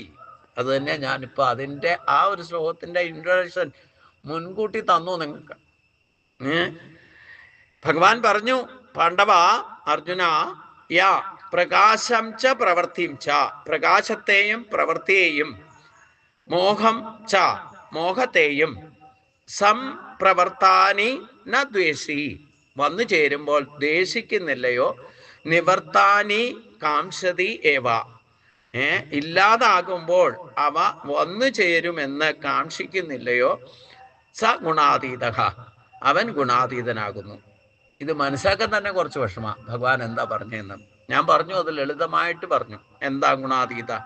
അർജുന, യാതൊരുവൻ അഥവാ സത്വഗുണ പ്രധാനമായിരിക്കുന്ന, അത് സത്വഗുണ കാര്യമായിരിക്കുന്ന ജ്ഞാനത്തെയും, രജോ ഗുണകാര്യമായിരിക്കുന്ന കർമ്മത്തെയും, തമോ ഗുണകാര്യമായിരിക്കുന്ന മോഹത്തെയും അവബോധത്തിന് വിഷയമായി പ്രകാശിച്ചാലും ദ്വേഷിക്കാതിരിക്കുക. അവ പ്രകാശിച്ചിട്ട് ഇല്ലാതാകുമ്പോൾ പിന്നെ ദുഃഖിക്കാതിരിക്കുക, അഥവാ വീണ്ടും കാക്ഷിക്കാതിരിക്കുക.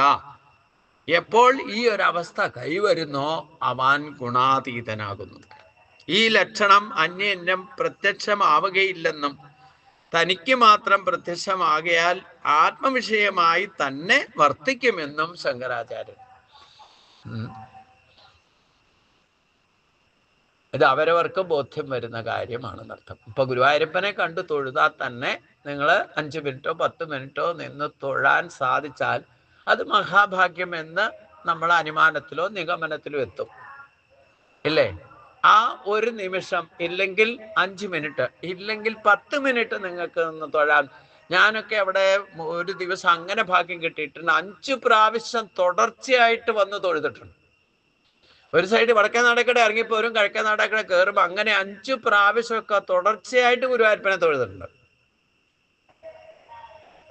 20 മിനിറ്റോളം സ്വഭാവത്തിൽ പെട്ടിട്ടുണ്ട്. 1-2 മിനിറ്റ് അല്ല, 20 മിനിറ്റ് നട അടച്ച് തുറക്കുന്നത് വരെ അവിടെ നിൽക്കാൻ സാധിച്ചിട്ടുണ്ട്. ഞാൻ ചെന്നതിന് ശേഷം നട അടച്ചത്, പിന്നെ 20 മിനിറ്റ് വരെ അവിടെ നിൽക്കാൻ സാധിച്ചിട്ടുണ്ട്. അപ്പൊ നേരെ മുമ്പിൽ കണ്ടു തൊഴാൻ സാധിച്ചിട്ടുണ്ടെന്ന് അർത്ഥം. ഇത് എന്ന് പറയുന്നത് അത് കണ്ടിട്ട്, ഇല്ലെങ്കിൽ ഈ 5 പ്രാവശ്യം തൊഴുതപ്പം എൻ്റെ മനസ്സിലുണ്ടായ ആത്മസാക്ഷാത്കാരമാണ് ഗുണാതീതനാണോ അല്ലയോ എന്ന് എന്നെ ബോധ്യപ്പെടുത്തുള്ളൂ, മറ്റൊരാൾക്ക് ബോധ്യപ്പെടുത്താൻ സാധ്യമല്ല.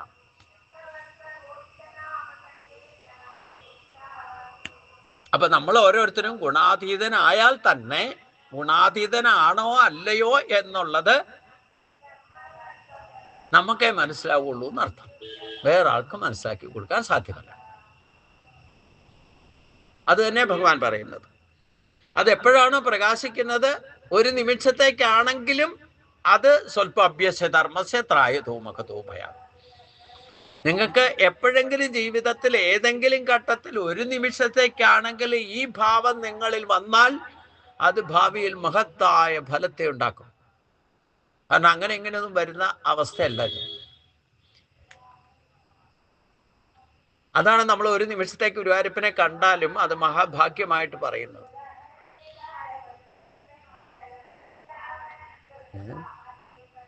ആ ഒരു ഭാഗ്യം സായി ആയിട്ട് നിലനിർത്താൻ സാധിച്ചാൽ അത് ജീവൻ മുക്തിയായി.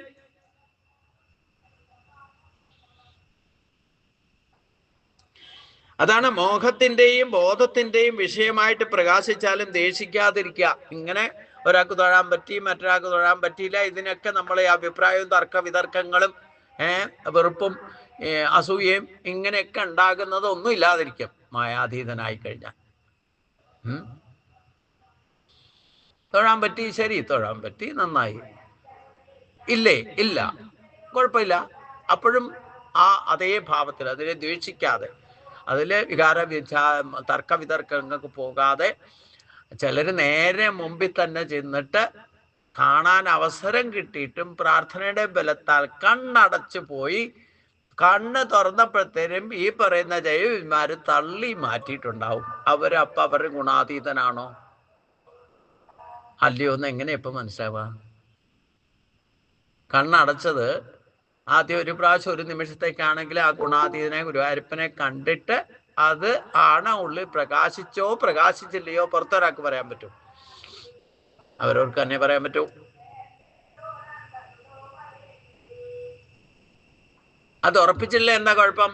തള്ളി മാറ്റി കഴിയുമ്പോ അയ്യോ ഞാൻ കണ്ടോ കണ്ടില്ലയോ ഒന്നോടെ കണ്ടോട്ടെ എന്ന് പറഞ്ഞാൽ തിരിച്ചു കയറാൻ സമ്മതിക്കും. അതാണ് ഈ നിമിഷം ചെയ്യേണ്ട കാര്യം ചെയ്തോളണം. കാണാനുള്ള കാര്യങ്ങൾ കണ്ടോളണം, കണ്ട് മനസ്സിലാക്കണം. കേൾക്കാനുള്ളത് ഈ നിമിഷം കേട്ടോളണം, ഈ നിമിഷം ചെയ്യുക. അതാണ് പ്രവൃത്തി മാർഗത്തിന്റെ ഏറ്റവും വലിയ വികലത.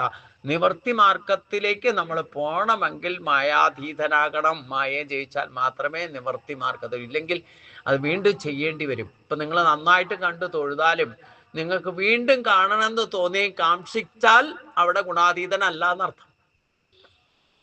നമുക്ക് ഒരു പ്രാവശ്യം നന്നായിട്ട് കണ്ടു തൊഴാൻ സാധിച്ചാൽ ഇതേപോലെ ഓരോ വസ്തുക്കളും നമുക്ക് ഇഷ്ടഭോഗങ്ങൾ കിട്ടുമ്പോഴും ഉണ്ടാവും.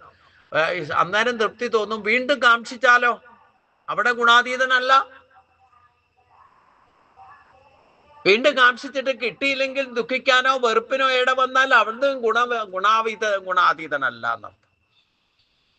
അതാത് ഗുണങ്ങൾ അതാത് സമയത്ത് പ്രകടമാകുന്നതിനെ അതിനെ വേണ്ട വിധത്തിൽ ഉപയോഗിക്കണം എന്നർത്ഥം. അവിടെയാണ് മായയെ ജയിക്കുക എന്ന് പറയുന്നത്. അല്ലാതെ മായയെ നിരോധിക്കുകയോ നിയന്ത്രിക്കുകയോ അതിനെ വെറുക്കുകയോ അതിനെ പുറത്താക്കുകയോ അല്ല ചെയ്യേണ്ടത്. സത്വഗുണം ഉള്ളപ്പോൾ സത്വഗുണത്തിന്റെ ഗുണത്തെ നിങ്ങൾ അനുഭവിക്കണം. രജോ ഗുണം ഉള്ളപ്പോൾ രജോ ഗുണത്തെ വേണ്ട വിധത്തിൽ യൂട്ടിലൈസ് ചെയ്യണം. തമോ ഗുണം ഉള്ളപ്പോൾ അത് വേണ്ടതുപോലെ അതിനെ ഉപയോഗിക്കണം. ഈ ഗുണങ്ങളെ അറിഞ്ഞിട്ട് അത് വേണ്ടത് വേണ്ട സമയത്ത് ആസ്വദിച്ച് അനുഭവിച്ച് അതിൽ ആനന്ദം കണ്ടെത്തുന്നതാണ് ഗുണങ്ങളെ ജയിക്കുക എന്ന് പറയുന്നത്. എപ്പോൾ എന്താണോ നമ്മളിൽ സത്വഗുണമാണ് പ്രകാശിക്കുന്നതെങ്കിൽ അത് തിരിച്ചറിഞ്ഞുകൊണ്ട് ആ സത്വഗുണത്തിന്റെ ജ്ഞാനത്തെ ഉപയോഗിക്കണം.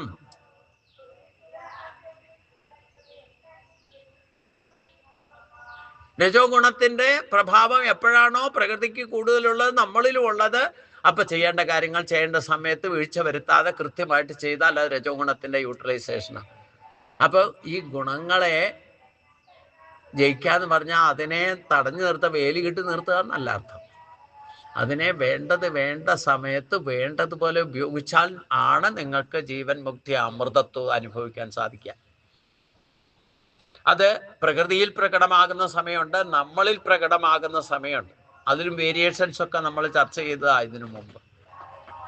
അപ്പം എപ്പോൾ നമ്മളിൽ സത്വഗുണം പ്രകാശിക്കുന്നോ ആ ജ്ഞാനത്തെ ഉപയോഗിക്കണം, അതിനെ കണ്ടെത്തണം. വേണമെങ്കിൽ എഴുതി വെച്ചോളണം, എന്തെങ്കിലും പ്രകാശിച്ച അപ്പം നോട്ട് ചെയ്ത് വെച്ചോളണം. കുറച്ച് കഴിഞ്ഞാൽ ചിലപ്പോൾ അത് മറിഞ്ഞു പോകും. അതേപോലെ രജോ ഗുണം പ്രകാശിക്കുന്ന സമയത്ത് പ്രവൃത്തി മാർഗത്തിലല്ല നിവർത്തി മാർഗത്തിൽ അത് യൂട്ടിലൈസ് ചെയ്യണം. ഞാൻ പറഞ്ഞല്ലോ, എന്ത് ചെയ്താലും ഈശ്വര സാക്ഷാത്കാരത്തിന് ഉതകുന്ന വിധത്തിൽ സർവേഷു കാലേഷു മാമനുസ്മര, എന്ത് ചെയ്താലും ഈശ്വരനെ സ്മരിച്ചുകൊണ്ട് ചെയ്താൽ അതാണ് രജോ ഗുണത്തിന്റെ യൂട്ടിലൈസേഷൻ. നമുക്ക് അതുകൊണ്ട് കൺസിക്വൻസീസ് ഒരു ദുഃഖ പ്രാരാബ്ധം ഉണ്ടാവില്ല. എന്നാൽ ചെയ്യേണ്ട കാര്യങ്ങളൊക്കെ ചെയ്യേണ്ട സമയത്ത് ചെയ്യാൻ സാധിക്കും. ഒന്നും ബാക്കി വെക്കാതെ ചെയ്യണം. അതാണ് നിവർത്തി മാർഗം എന്ന് പറഞ്ഞത്. ബാക്കി വെച്ചാൽ അത് പ്രവൃത്തി മാർഗമാവും, വീണ്ടും ചെയ്യേണ്ടി വരും എന്നർത്ഥം. ഈ നമ്മളിപ്പോ സത്സംഗം നടക്കുന്ന ഈ ക്ലാസ് പോലും പ്രവൃത്തി മാർഗത്തല്ല നടക്കാം. ഒരു ദിവസം തന്നെ ഒരു അധ്യായം കംപ്ലീറ്റ് ചെയ്യുന്നില്ല. ബാക്കി വെച്ചാൽ നാളെ അത് ബാക്കി പറയേണ്ടി വരും. അപ്പൊ അഥവാ അങ്ങനെ ബാക്കി വെച്ചാലും നമുക്ക് കൃത്യമായ ഒരു ലക്ഷ്യമുണ്ടായിരിക്കണം. അതെപ്പം നിവർത്തിക്കാം എന്നുള്ളത്, പൂർത്തീകരിക്കുന്നത് എപ്പോഴാന്നുള്ള ലക്ഷ്യമുണ്ടായിരിക്കണം. അങ്ങനെ ആയ കുഴപ്പമില്ല. ഇല്ലെങ്കിൽ എന്താ കുഴപ്പം? ഈ ജന്മത്തിൽ ബാക്കി വെച്ചിട്ട് പോയാൽ പിന്നെ അതിനു വേണ്ടിയിട്ട്, അത് പൂർത്തിയാക്കാൻ വേണ്ടിയിട്ട് വീണ്ടും വരേണ്ടി വരും. അത് ഏത് പ്രവൃത്തിയിലും അങ്ങനെ. അപ്പൊ രജോ ഗുണത്തിന്റെ യൂട്ടിലൈസേഷൻ, അതിനെ വേണ്ട വിധത്തിൽ ഉപയോഗിക്കാൻ സാധിച്ചാൽ അതാണ് ഗുണാതീത ഭാവം. ഇങ്ങനെ തമോ ഗുണത്തെ ആണെങ്കിലും വിശ്രമത്തിനും നമുക്ക് എന്തും നമ്മളിൽ നിന്ന് നിവർത്തി മാർഗത്തിലാക്കിയ കർമ്മത്തെ പ്രകൃതിയിലേക്ക് ലയിപ്പിക്കുന്നതും തമോ ഗുണത്തിന്റെ പ്രഭാവം കൊണ്ടാണ്.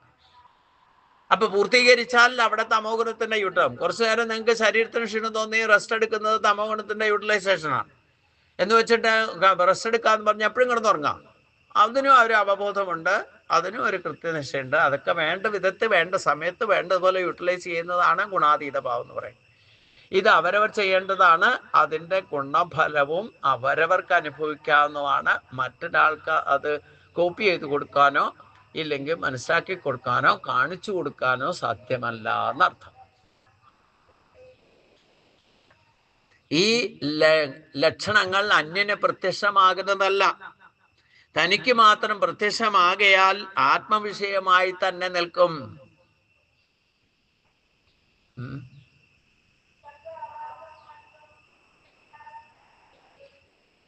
പിന്നെ ഭഗവാൻ ഇതിൻ്റെ ഈ ഒരവസ്ഥ നമുക്ക് മനസ്സിലാക്കാൻ വേണ്ടിയിട്ട് 2-3 ശ്ലോകത്തിലൂടെ ഈ ഗുണാതീത ഭാവം എന്ന് പറയുന്നത് നമുക്ക് മാത്രം പ്രത്യക്ഷമായാൽ പോലും നമുക്ക് മാത്രം പ്രത്യക്ഷമാകുന്നത് നമ്മൾ മനസ്സിലാക്കണ്ടേ.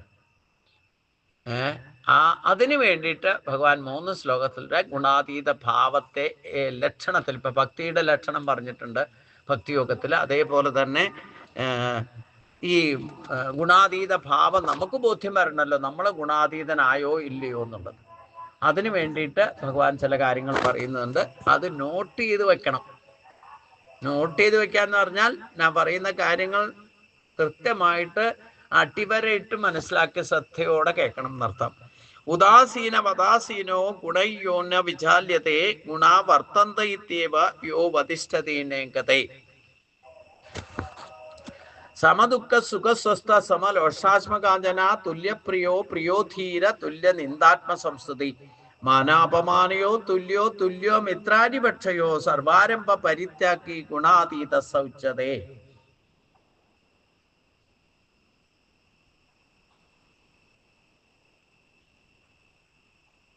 3 ശ്ലോകം ഒന്നിച്ച് പറയാ. ഉദാസീനവൽ അദാസീന ആസീന എന്ന് പറഞ്ഞാൽ യാതൊരുവൻ. യുദാസീനവത് ആസീനഹ, യാതൊരുവൻ ഉദാസീനനെ പോലെ ഇരിക്കുന്നവനായിട്ട്. ഗുണൈന വിചാല്യതേ, ത്രിഗുണങ്ങളാൽ ചലിക്കപ്പെടുന്നില്ലയോ. ഗുണ ഏവ വർത്തതേ ഇതി, ഗുണങ്ങൾ സ്വധർമ്മങ്ങൾ കാണിക്കുകയാണ് എന്നറിഞ്ഞിട്ട് അവതിഷ്ഠതി, യാതൊരുവൻ സ്വസ്ഥനായി നയിങ്കതേ ഇളകാതെ വർത്തിക്കുന്നുവോ. സമദുഃഖ സുഖസ്വസ്ഥ സമലോഷാത്മകാഞ്ചന, യാതൊരുവൻ സുഖദുഃഖങ്ങളിൽ സമഭാവനയോടെ ആത്മനിഷ്ഠയിൽ ഇരിക്കുന്നവനായും. സമലോഷാശ്വകാന്തന എന്ന് പറഞ്ഞാൽ മൺകട്ട, കല്ല്, സ്വർണം ഇവയെ സമമായി കാണുന്നവനും. തുല്യ പ്രിയ അപ്രിയ ധീരഹ, ഇഷ്ടാനിഷ്ടങ്ങളിൽ സമബുദ്ധിയോടുകൂടിയവരായും ധീരനായും. തുല്യ നിന്ദാത്മാ സംസ്തുതി, തന്നെ നിന്ദിച്ചാലും സ്തുതിച്ചാലും തുല്യമായി കരുതുന്നവനായും വർത്തിക്കുന്നുവോ. മാനാപമാനയോ തുല്യ, മാനാപമാനങ്ങളിൽ തുല്യത പുലർത്തുന്നവനും. ആരെങ്കിലും മാനിച്ചാലും അപമാനിച്ചാലും ഒരേ ഭാവം നിലനിർത്തുന്നവനും. മിത്രാരിപക്ഷയോ തുല്യഹ, മിത്രപക്ഷത്തിലും ശത്രുപക്ഷത്തിലും സമാന ഭാവത്തിൽ വർത്തിക്കുന്നവരും. സർവാരംഭ പരിത്യാഗി, എല്ലാ ഉദ്യമങ്ങളും ഉപേക്ഷിച്ചവനും ആയിട്ടിരിക്കുന്നുവോ. സ ഗുണാതീത ഇതി ഉച്ചതേ, അവൻ ഗുണാതീതൻ എന്ന് പറയപ്പെടുന്നു. എന്ന് പറഞ്ഞാൽ യാതൊരുവൻ ഉദാസീനനെ പോലെ ഇരുന്നു കൊണ്ട് സത്വരജ തമോ ഗുണങ്ങളാൽ ചലിക്കപ്പെടുന്നില്ലയോ, ഗുണങ്ങൾ അവയുടെ ധർമ്മങ്ങൾ അനുസരിച്ച് പ്രവർത്തിക്കുക മാത്രമാണ് ചെയ്യുന്നത് അറിഞ്ഞിട്ട് യാതൊരുവൻ സ്വസ്ഥനായിരിക്കുന്നുവോ,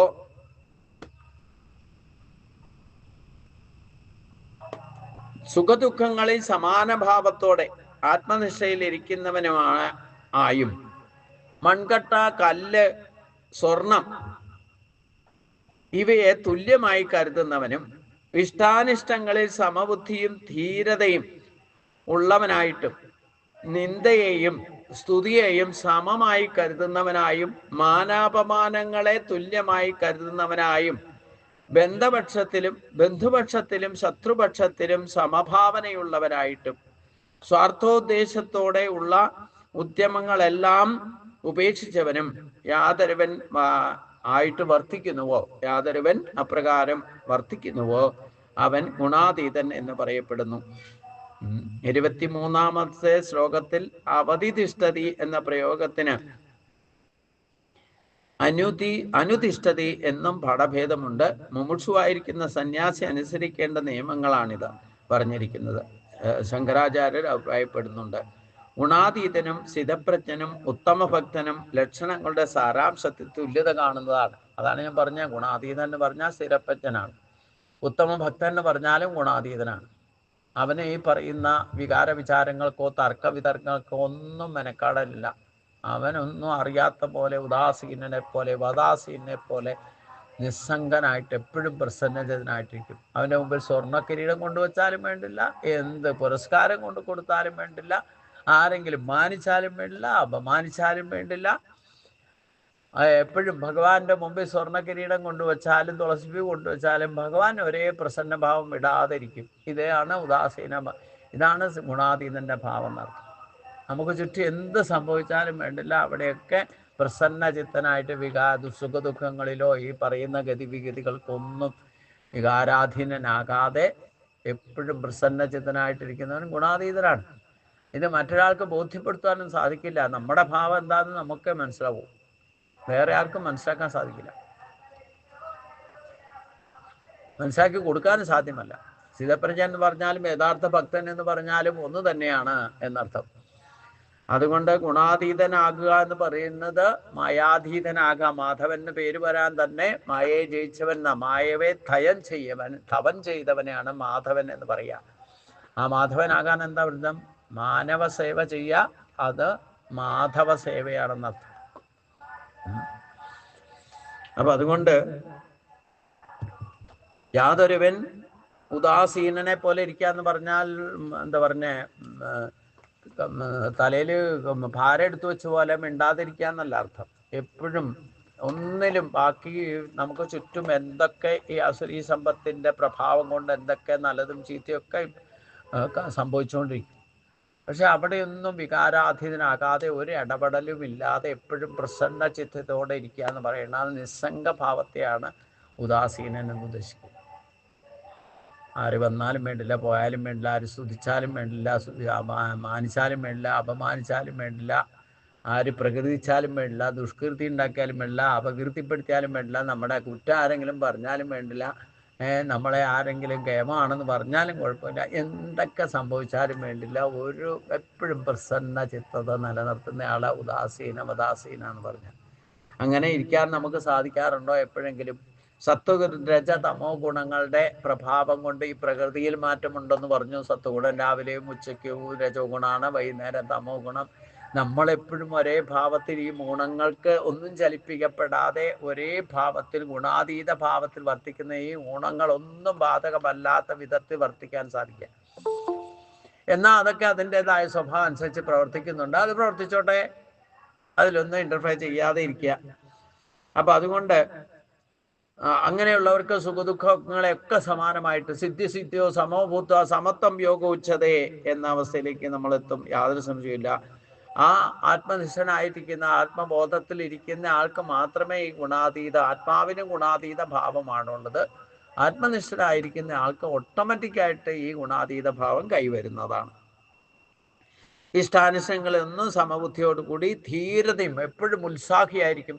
അതാണ് ഏത് കാര്യം ചെയ്യുന്നതിനും എപ്പോഴും കൃത്യനിഷ്ഠയും ഭക്തിയും വിവേചനസ്ഥയും ദൃഢനിശ്ചയവും ത്യാഗമനസ്സതയും അതിനൊക്കെ ആ ഒരു ലെവലിൽ പ്രവർത്തിക്കാൻ ഒരു അധൈര്യവും ഉണ്ടാവില്ല. ഉണർന്ന് പ്രവർത്തിക്കുന്നവനായിരിക്കും. അവൻ ഒരിക്കലും ധൈര്യം കൈവിടില്ല.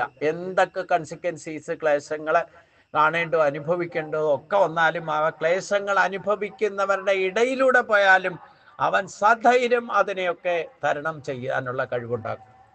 അതാണ് ഗുണാതീതം. അവന് ബന്ധുപക്ഷത്തിലോ ഇല്ലെങ്കിൽ ശത്രുപക്ഷത്തിലോ യാതൊരു വ്യത്യാസവും ഉണ്ടാകും. ശത്രു ബന്ധുപക്ഷത്തിലും എല്ലായിടത്തും ഒരേപോലെ വസുധൈവ കുടുംബകം എന്ന ഭാവത്തിലായിരിക്കും വർത്തിക്കുക. അവന് സമഭാവന, അതായത് ഈശ്വരന്റെ അതേ ഭാവത്തിലേക്ക് അവൻ എത്തപ്പെടുന്ന അർത്ഥം. ഈശ്വരൻ ഗുണാതീതനായിട്ടാണ് ഈ പ്രപഞ്ചത്തെ സഖയജ്ഞ പ്രജാസൃഷ്ട പുരോവാച പ്രജാപതി അനേന പ്രസവിഷത്വം ഗർഷപോസ്തത്തെ. ഭഗവാൻ ഈ നമുക്ക് ആർക്കും ദുഃഖം ഉണ്ടാക്കാനോ ക്ലേശങ്ങൾ ഉണ്ടാക്കാൻ വേണ്ടിയിട്ടല്ല വർത്തിക്കുന്നത്. ഭഗവാൻ ഈ പറയുന്ന കാര്യങ്ങളൊക്കെ 50% കാര്യങ്ങളൊക്കെ നമുക്ക് ജീവിക്കാനുള്ള എല്ലാവിധ സംവിധാനം ഉണ്ടാക്കി തന്ന് കാമധേനുവിനെ പോലെ നമ്മളെയൊക്കെ നിർലോഭമായിട്ട് ഒരേ ഭാവത്തിൽ നിന്നുകൊണ്ട് ശത്രുപക്ഷവും മിത്രപക്ഷവും ഈ പറയുന്ന വിഭാഗ്യത ഒന്നുമില്ലാതെ തന്നെ കൃത്യമായിട്ട് ഭഗവാന്റെ ഭാവനയിൽ ചെയ്യാൻ ഉദ്ദേശിക്കുന്ന കാര്യങ്ങളൊക്കെ സഖേജ്ഞ ഭാവനയോട് തന്നെ നടപ്പാക്കിക്കൊണ്ടിരിക്കുന്നത് കൊണ്ടാണ് നമ്മൾ വ്യത്യസ്ത ഭാവത്തിലും വ്യത്യസ്ത സ്വരൂപത്തിലും ഒക്കെ വർത്തിക്കുന്നതായ ഇഷ്ടാനുസരങ്ങൾക്ക് അനുസരിച്ചായാലും വേണ്ട എല്ലാവരും ഒരേപോലെ ഈ ഭൂലോകത്ത് ജീവിച്ചു കൊണ്ടിരിക്കുന്നത്. അവിടെ നിരീശ്വരവാദിയെന്നോ ഈശ്വരവാദിയെന്നോ ഭക്തിവാദിയെന്നോ യുക്തിവാദിയെന്നോ ഒരു വ്യത്യാസവും ഇല്ലാതെ ബ്രാഹ്മണനെന്നോ ക്ഷത്രിയനെന്നോ വൈശ്യനെന്നോ ഭഗവാൻ തരേണ്ട കാര്യങ്ങളൊക്കെ യാതൊരു പക്ഷഭേദവും ഇല്ലാതെ എല്ലാം ഉദാസീനനെ പോലെ ഇരുന്ന് ഞാനൊന്നും അറിഞ്ഞില്ല രാമനാരായണ എന്ന ഭാവത്തിൽ ഈ കാര്യങ്ങളൊക്കെ ഭംഗിയായിട്ട് നടത്തുന്നുണ്ടല്ലോ. കഞ്ഞിയെടുത്തോളൂ, കഞ്ഞി. അപ്പോ ഇതൊക്കെ നടന്നുകൊണ്ടിരിക്കുന്നുണ്ടല്ലോ. ഈ ഒരു ഭാവം ഗുണാതീതനായ നമുക്ക് കൈവരുന്ന ഭഗവാൻ പറയണ്ടേ. പക്ഷെ അത് അവർക്ക് ബോധ്യം വരുന്നേ ഉള്ളൂ. ഭഗവാൻ ഏത് ഭാവത്തിലാ ഇതൊക്കെ ചെയ്യുന്നതെന്നുള്ള ഭഗവാന് മാത്രമേ അറിയൂ. നമ്മൾ എത്ര ഭഗവാൻ ഭക്തിയിൽ കൂടെ പോയാലും ഭഗവാൻ എങ്ങനെ ഇത് സാധിക്കുന്നതെന്ന് പ്രത്യക്ഷമല്ല എന്നർത്ഥം. അത് നമ്മൾ അനുഭവിച്ചറിയുമ്പോഴാണ് നമുക്കത് ബോധ്യം വരിക. അപ്പൊ ഈ ഗുണാതീത ഭാവത്തിലേക്ക് എത്തുന്നത് തന്നെയാണ് സ്ഥിതപ്രജ്ഞനാകാൻ ഭഗവാൻ പറഞ്ഞതും അത് തന്നെയാണ് ഉത്തമ ഭക്തൻ എന്ന് വെളിപ്പെടുത്തിയത്. ഈ ഒരു അവസ്ഥയിൽ എത്തിയ ഭക്തന്മാരെ ഒക്കെ ഭഗവാൻ അത്യന്തം പ്രിയമാണെന്ന് പറഞ്ഞിട്ടുണ്ട്. നമുക്കും അങ്ങനെയല്ലേ? നമ്മൾ മക്കളായാലും ആരായാലും നമ്മൾ പറയുന്ന കേട്ട് നമ്മൾ പറയുന്ന എത്ര ഡെഡിക്കേറ്റഡ് ആയിട്ട് നമ്മളെ പറയുന്നതൊക്കെ കൃത്യമായിട്ട് അക്ഷരം പ്രതി അനുസരിക്കും. നമ്മുടെ അതേ ഭാവം കൈവരുന്ന ആ മനസ്സിന്റെ ഭാവം ഒരേപോലെ ആകുന്നവരോട് നമുക്കും അത്യന്തം പ്രിയ അല്ലേ? മക്കളായാലും മറ്റുള്ളവരായാലും വേണ്ടില്ല അല്ലേ? ഞാൻ പറയുന്ന കാര്യങ്ങൾ നിങ്ങൾ ഉൾക്കൊണ്ടുകൊണ്ട് നിങ്ങൾ ഈ ഒരു പാതയിലേക്ക് വരുന്നുണ്ടെങ്കിൽ എനിക്ക് ഏറ്റവും പ്രിയ. അതേപോലെയുള്ള ഭക്തന്മാരെയൊക്കെ ഭഗവാന് എല്ലാവരെയും, ഞാൻ എന്നെ മാത്രമെന്നോ നിങ്ങൾ മാത്രം ഒരാൾ മാത്രമെന്നോ അല്ല, ആരാണോ ഈ ഒരു ലെവലിലേക്ക് എത്തുന്നത്, ഈ ഗുണാതീത ഭാവത്തിലേക്ക് എത്തുന്ന ഭക്തന്മാരെ ഒക്കെ ഭഗവാന് പ്രിയാണ്. അപ്പൊ എല്ലാവരും ഈ ഒരു കാറ്റഗറിയിലേക്ക് വരും. അത് നിങ്ങളെ സ്ഥിതപ്രജ്ഞനായാലും വേണ്ടില്ല, ഇനി യഥാർത്ഥ ഉത്തമ ഭക്തപാതിയിലും അനന്യ ഭക്തി കൊണ്ടായാലും വേണ്ടില്ല. ഈ ഗുണാതീതൻ എന്ന് പറയുന്നത് തന്നെയാണ് സ്ഥിതപ്രജ്ഞൻ. സ്ഥിതപ്രജ്ഞൻ എന്ന് പറയുന്ന ആള് തന്നെയാണ് ഉത്തമ ഭക്തൻ. ഈ 3 മാർഗങ്ങളിൽ ഏത് മാർഗത്തിലൂടെ നിങ്ങൾ സഞ്ചരിച്ചാലും നമ്മളെല്ലാം എത്തുന്നത് ആ ഭഗവാനിലേക്ക് തന്നെ ആയിരിക്കും എന്നതാണ് അതിൻ്റെ ശ്രേഷ്ഠത. അതുകൊണ്ട് ഗുണാതീതനാകുക എന്നുള്ളതാണ് ഈ സത്സംഗത്തിൻ്റെയും ജപതപാദികളുടെയും അതാണ് ഏറ്റവും വലിയ ശ്രേയസ്. നിങ്ങൾക്ക് യഥാർത്ഥത്തിൽ ജീവിതം മനുഷ്യ ജന്മത്തിൽ ആസ്വദിക്കണമെന്നുണ്ടെങ്കിൽ, ആനന്ദമയമായിട്ട് ജീവൻ മുക്തഭാവം അനുഭവിച്ചറിയുന്നുണ്ടെങ്കിൽ ഗുണാതീത ഭാവത്തിൽ തന്നെ നമ്മൾ എത്തപ്പെടണം. പിന്നെ ഈ ദ്വന്ദ്ഭാവം ഞാനെന്നും എൻ്റെ എന്നുള്ള ഭാവമൊക്കെ വിട്ടുപോകും. അത് വിട്ടുപോയാലാണ് യഥാർത്ഥ ആത്മസാക്ഷാത്കാരം. ആത്മശക്തി എന്തെന്ന് അറിഞ്ഞുകൊണ്ട് ആ ചിന്തയിലും വാക്കിലും പ്രവൃത്തിയിലും എത്തിക്കാൻ സാധിക്കണമെങ്കിൽ ഈ ഗുണങ്ങളെ, പ്രകൃതിയുടെ ഗുണങ്ങളാകുന്ന ഈ ത്രിഗുണങ്ങളെ ജയിക്കുക എന്ന് പറഞ്ഞാൽ ആ ഗുണങ്ങളെ നമ്മുടെ നിയന്ത്രണത്തിലാക്കണം. അതിൻ്റെ അടിമയായി പോകരുത് എന്നർത്ഥം. അതാണ് ഗുണാതീതനാകുക എന്ന് പറഞ്ഞത്. മാം ചയോപി അഭിചാരേണ ഭക്തിയോഗേന സേവതേ സ ഗുണാൻ സമീതൈതാൻ ബ്രഹ്മഭൂയായ കൽപ്പതേ. മാം ച അഭിചാരേണ, എന്നെ തന്നെ അഭിചാരണിയായിരിക്കുന്ന ഭക്തിയോഗേന, ഭക്തിയോഗം കൊണ്ട്, യാ സേവതേ, യാതൊരുവൻ ഉപാസിക്കുന്നുവോ, സ ഏതാൻ ഗുണാൻ സമീതിത്യ, അവൻ ഈ ഗുണങ്ങളെ അതിക്രമിച്ചിട്ട്, ബ്രഹ്മഭൂയായ കൽപ്പതേ, ബ്രഹ്മഭാവത്തിന് യോഗ്യനായി തീരുന്നു. എന്നെ തന്നെ അഥവാ പരമാത്മാവിനെ തന്നെ അചഞ്ചലമാവും നിരന്തരവുമായ ഭക്തിയോടെ യാതൊരുവൻ ഉപാസിക്കുന്നുവോ, അവൻ സത്വ രജ തമസ്സുകളെ, ഈ ഗുണങ്ങളെ അതിക്രമിച്ചിട്ട് ബ്രഹ്മത്വം പ്രാപിക്കാൻ യോഗ്യനായി ഭവിക്കുന്നു.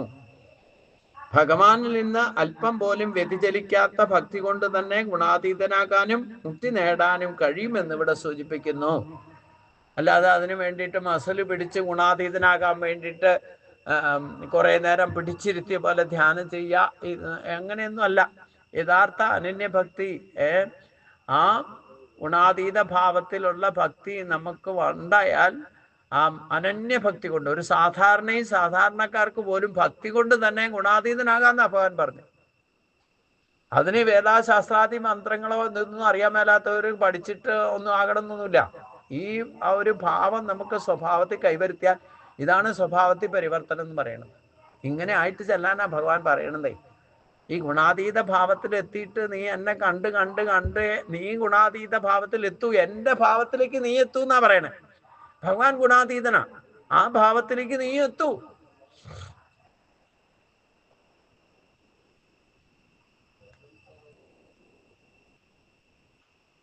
അപ്പൊ എപ്പോൾ നമ്മൾ അത് എത്താൻ സാധിക്കുന്നോ, അത് ലളിതമായ മാർഗത്തിലൂടെ എത്താം, ഭക്തിയിലൂടെ തന്നെ എത്താം. പക്ഷേ ആ ഭക്തി വെറുതെ ഭക്തനല്ല ഉദ്ദേശിക്കുന്നത്. ഭഗവാൻ ഭക്തി യോഗത്തിൽ പറഞ്ഞ രീതിയിലുള്ള ഭക്തനാണ് ഉത്തമ ഭക്തൻ. ആ ഉത്തമ ഭക്തി വരണമെങ്കിലോ ഈ സത്വരജ തമോ ഗുണങ്ങളെ ജയിക്കുന്ന ഒരാൾക്ക് മാത്രമേ ഉത്തമ ഭക്തി ഉണ്ടാവൂ. അത് സാധിക്കണമെങ്കിലോ പാപരാഹിത്യം വരണം. നമ്മൾ ഈ അനേക ജന്മങ്ങളിൽ സമ്പാദിച്ചു വെച്ചിരിക്കുന്ന ഒക്കെ ക്ലിയറൻസ് വേണമെന്നർത്ഥം. അല്ലാതെ ഈ ഗുണാതീത ഭാവം കൈവരില്ല. അതിന് വേണ്ടിയിട്ട് നിങ്ങൾ മെനക്കെട്ട് മസിൽ പിടിച്ച് നടക്കുമൊന്നും വേണ്ട എന്നർത്ഥം. നിങ്ങൾ ആ ഭഗവാന്റെ ലിസ്റ്റിൽ പെട്ട് കഴിഞ്ഞാൽ പിന്നെ തന്നെ പരിവർത്തനം നിങ്ങൾക്ക് നിങ്ങൾക്ക് ഓരോ പടിയും കടക്കാൻ ബുദ്ധിമുട്ടാണെങ്കിൽ അത് കടത്തി വിടാനുള്ളവരെയും ഭഗവാൻ തന്നെ പറഞ്ഞു വിടും.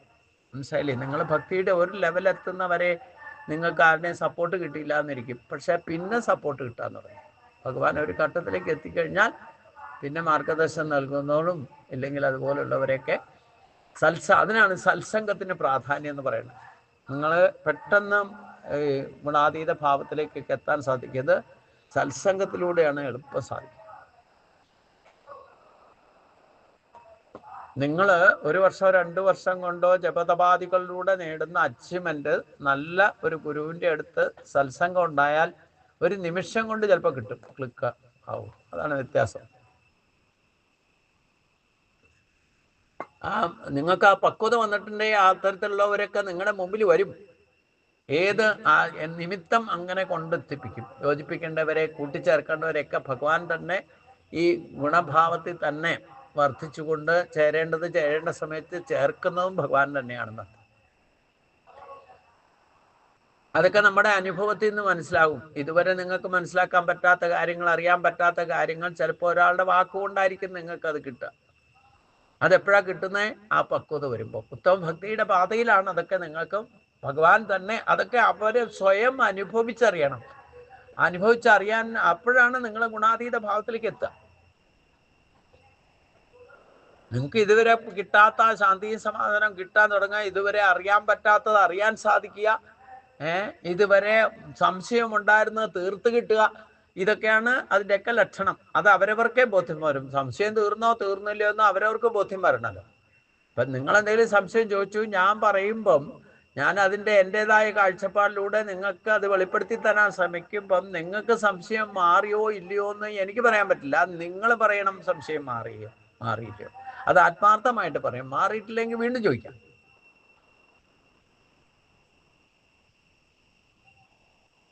അതിലൊന്നും ഒരു മറയും പാടില്ല എന്നാണ്. മറ എന്ന് പറയുന്നത് എന്താ? അതാണ് ഇന്നലെ നമ്മൾ വസ്ത്രാഹരണത്തിൽ കണ്ടത്. ഭഗവാനോട് അടുക്കാൻ ശ്രമിക്കുമ്പോൾ ഒരു തരത്തിലുള്ള മറയും പാടില്ല. അതുകൊണ്ടാണ് ഭഗവാൻ പറഞ്ഞത്, നിങ്ങൾ കൈ മുകളിൽ പിടിച്ചുകൊണ്ട് ദേഹബോധത്തെ വിട്ടിട്ട് എൻ്റെ മുമ്പിൽ വരുമോ? നമ്മൾ ഭൗതിക തലത്തിൽ നോക്കുമ്പോൾ അയ്യോ നഗ്നയായിക്കൊണ്ട് സ്ത്രീകൾ എങ്ങനെയാ ഭഗവാന്റെ മുമ്പിൽ ചൊല്ലുക, അല്ലേ? ഭഗവാൻ ഈ വേഷഭൂഷാദികളൊന്നും ഒരു സത്തയില്ല. നിങ്ങൾ എന്ത് ബ്ലാക്ക് അടിച്ചിട്ട് പോയാലും വേണ്ടില്ല, കഴുത്ത് നിറച്ച ആഭരണം ഇട്ടുകൊണ്ട് പോയാലും കിരീടം വെച്ചുകൊണ്ട് പോയാലും വേണ്ടില്ല. ഭഗവാൻ ഇതൊന്നും അല്ല വേണ്ട. നിങ്ങളുടെ മനസ്സ് എവിടെയാന്നാ ഭഗവാൻ നോക്കുക.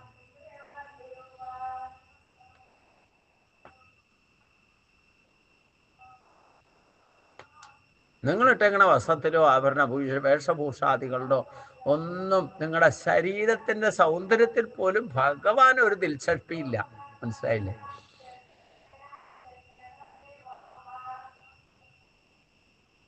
അപ്പൊ അതുകൊണ്ട് ബ്രഹ്മത്വം പ്രാപിക്കാൻ യോഗ്യനായി തീരുന്നു. ഭഗവാനിൽ നിന്ന് അല്പം പോലും വ്യതിചലിക്കാത്ത ഭക്തി, അചഞ്ചലമായ ഭക്തി കൊണ്ട് തന്നെ ഗുണാതീതനാകാൻ സാധിക്കും എന്നാണ് ഭഗവാൻ ഇവിടെ സൂചിപ്പിക്കുന്നത്. അതുകൊണ്ട് ബ്രഹ്മണോഹി പ്രതിഷ്ഠാഹം അമൃത സവ്യേസ്യ ശാശ്വതസ്യ ധർമ്മസ്യ സുഖസൈകാന്തികസ്യ ഹി അഹം. എന്തുകൊണ്ടെന്നാൽ ഞാൻ ബ്രഹ്മത്തിൻ്റെയും അവ്യയസ്യ അമൃതസ്യ ച നാശരഹിതമായ അമൃതത്വത്തിൻ്റെയും ശാശ്വതസ്യ ധർമ്മസ്യ ച ശാശ്വതമായ ധർമ്മത്തിൻ്റെയും ഐകാന്തികസ്യ സുഖസ്യ ച പരമമായ സുഖത്തിൻ്റെയും പ്രതിഷ്ഠ ഇരിപ്പിടമാകുന്നു. എന്തുകൊണ്ടെന്നാൽ ഞാൻ ബ്രഹ്മത്തിൻ്റെയും നാശമില്ലാത്ത അമൃതത്വത്തിൻ്റെയും സനാതനമായിരിക്കുന്ന ധർമ്മത്തിൻ്റെയും പരമാനന്ദത്തിൻ്റെയും ഇരിപ്പിടമാകുന്നു. അത് പ്രാപിക്കണമെങ്കിൽ അത് തന്നെയാണ് പരമപദം. അത് പ്രാപിക്കണമെങ്കിൽ ഗുണാതീതനായേ പറ്റൂ. അത് ഞാൻ ഗുണാതീതനായോ ഇല്ലയോ എന്ന് എനിക്ക് ബോധ്യം വരുന്ന കാര്യമാണ്. അങ്ങനെ ഓരോരുത്തരും ഗുണാതീതനാകാൻ ശ്രമിക്കണം. അതാണ് ജീവൻ മുക്തി. ജീവിച്ചിരിക്കുമ്പോൾ, ശരീരത്തോടു കൂടി ഇരിക്കുമ്പോൾ തന്നെ ഈ ഒരവസ്ഥയിലേക്ക് നമുക്ക് എത്താൻ സാധിക്കണം. പിന്നെ ശരീരത്തിന് ഒരു വറീഡും വേണ്ട. ഏത് തരത്തിൽ ശരീരം, ഏത് തരത്തിൽ ജീർണം, ശരീരം ഉപേക്ഷിക്കണമെങ്കിൽ ഒന്നുകിൽ എന്തെങ്കിലും വന്ന് ജീർണിക്കണം. അപ്പോൾ അത് ശരീരം കൊണ്ടൊന്നും ചെയ്യാൻ പറ്റാത്ത ഒരവസ്ഥ ഉണ്ടാകുമ്പോൾ ശരീരം ഉപേക്ഷിച്ചോളും. ഭഗവാനിലേക്ക് പോണേന്നുണ്ടെങ്കിൽ പിന്നെ അതിനെ പേടിക്കണേ. പിന്നെ ശരീരമാധ്യമത്തിന്റെ ആവശ്യമില്ല. അവിടെയാണ് ജഡം വസ്തുവായിട്ട് മാറുക ശരീരം. നമുക്ക് ശരീരം കിട്ടിയിരിക്കുന്ന എന്തിനാ? ഈശ്വര പ്രാപ്തിക്ക് വേണ്ടിയിട്ടാ ശരീരം കിട്ടിയേക്കണത്. അത് മാലിന്യ കുമ്പാരം ആയിക്കോട്ടെ, എന്നാലും അതിലിരിക്കുന്ന ഒരു താമര തണ്ടിലിരിക്കുന്ന ഭഗവാനുണ്ട്. അതിലേക്ക് സാക്ഷാത്കരിക്കണം. അതിന് ഈ ശരീരബന്ധങ്ങളും അതിൽ നിന്നുണ്ടാകുന്ന അസുരീ സമ്പത്താണ് ശരീരം പോലും. ആ ശരീരം കൊണ്ട് ഇന്ദ്രിയ ഭോഗസുഖങ്ങൾ അനുഭവിക്കാൻ വേണ്ടിയിട്ട് എത്ര കാലമായി മെനക്കെടുന്നു, എത്രയെത്ര ജന്മങ്ങളായി അതിനു വേണ്ടി ശ്രമിക്കുന്നു, അല്ലേ? അതിനു വേണ്ടി തന്നെയാണ് വന്നു പോയിക്കൊണ്ടിരിക്കണം. നമ്മൾ എന്ത് ചെയ്താലും അതൊന്നും ശാശ്വതമല്ല എന്ന് മനസ്സിലാക്കിക്കൊള്ളാം.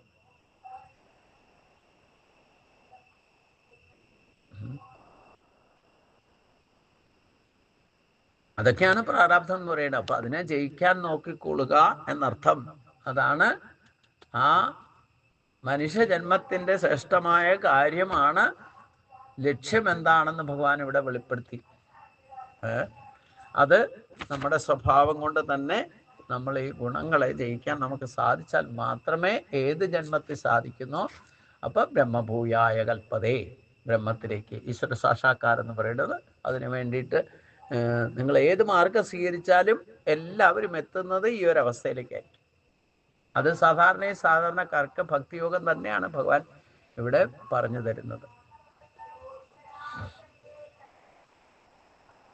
അപ്പൊ അതുകൊണ്ട് ഈ 21 തൊട്ട് 27 വരെയുള്ള ശ്ലോകത്തോടുകൂടി ഗുണത്രയ ഭാഗയോഗം എന്ന് അവസാനിക്കുകയാണ്. അത് ഒന്നോടെ പാരായണം ചെയ്തുകൊണ്ട് നമുക്ക് സമർപ്പിക്കാം.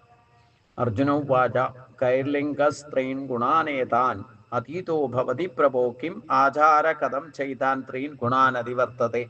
ശ്രീഭഗവാനുവാച പ്രകാശം ച പ്രവൃത്തിം ച മോഹയേവ ച പാണ്ഡവ ന ദ്വേഷ്ടീൻ സംപ്രവർത്താനി ന നിവർത്താനി കാംക്ഷതി ഉദാസീന വദാസീനോ ഗുണയോ ന വിചാല്യത്തെ ഗുണാ വർത്തന്ത ഇത്യേവ യോ വതിഷ്ഠതി നേംഗതേ സമദുഃഖ സുഖസ്വസ്ഥ സമലോഷാത്മകാചന തുല്യപ്രിയോ പ്രിയോ ധീര തുല്യ നിന്ദാത്മ സംസ്തുതി മാനാപമാനയോ തുല്യോ തുല്യോ മിത്രാരിപക്ഷയോ സർവാരംഭ പരിത്യാഗി ഗുണാതീത സൗച്യത്തെ മാം ചയോ അഭിചാരേണ അഭിചാരേണ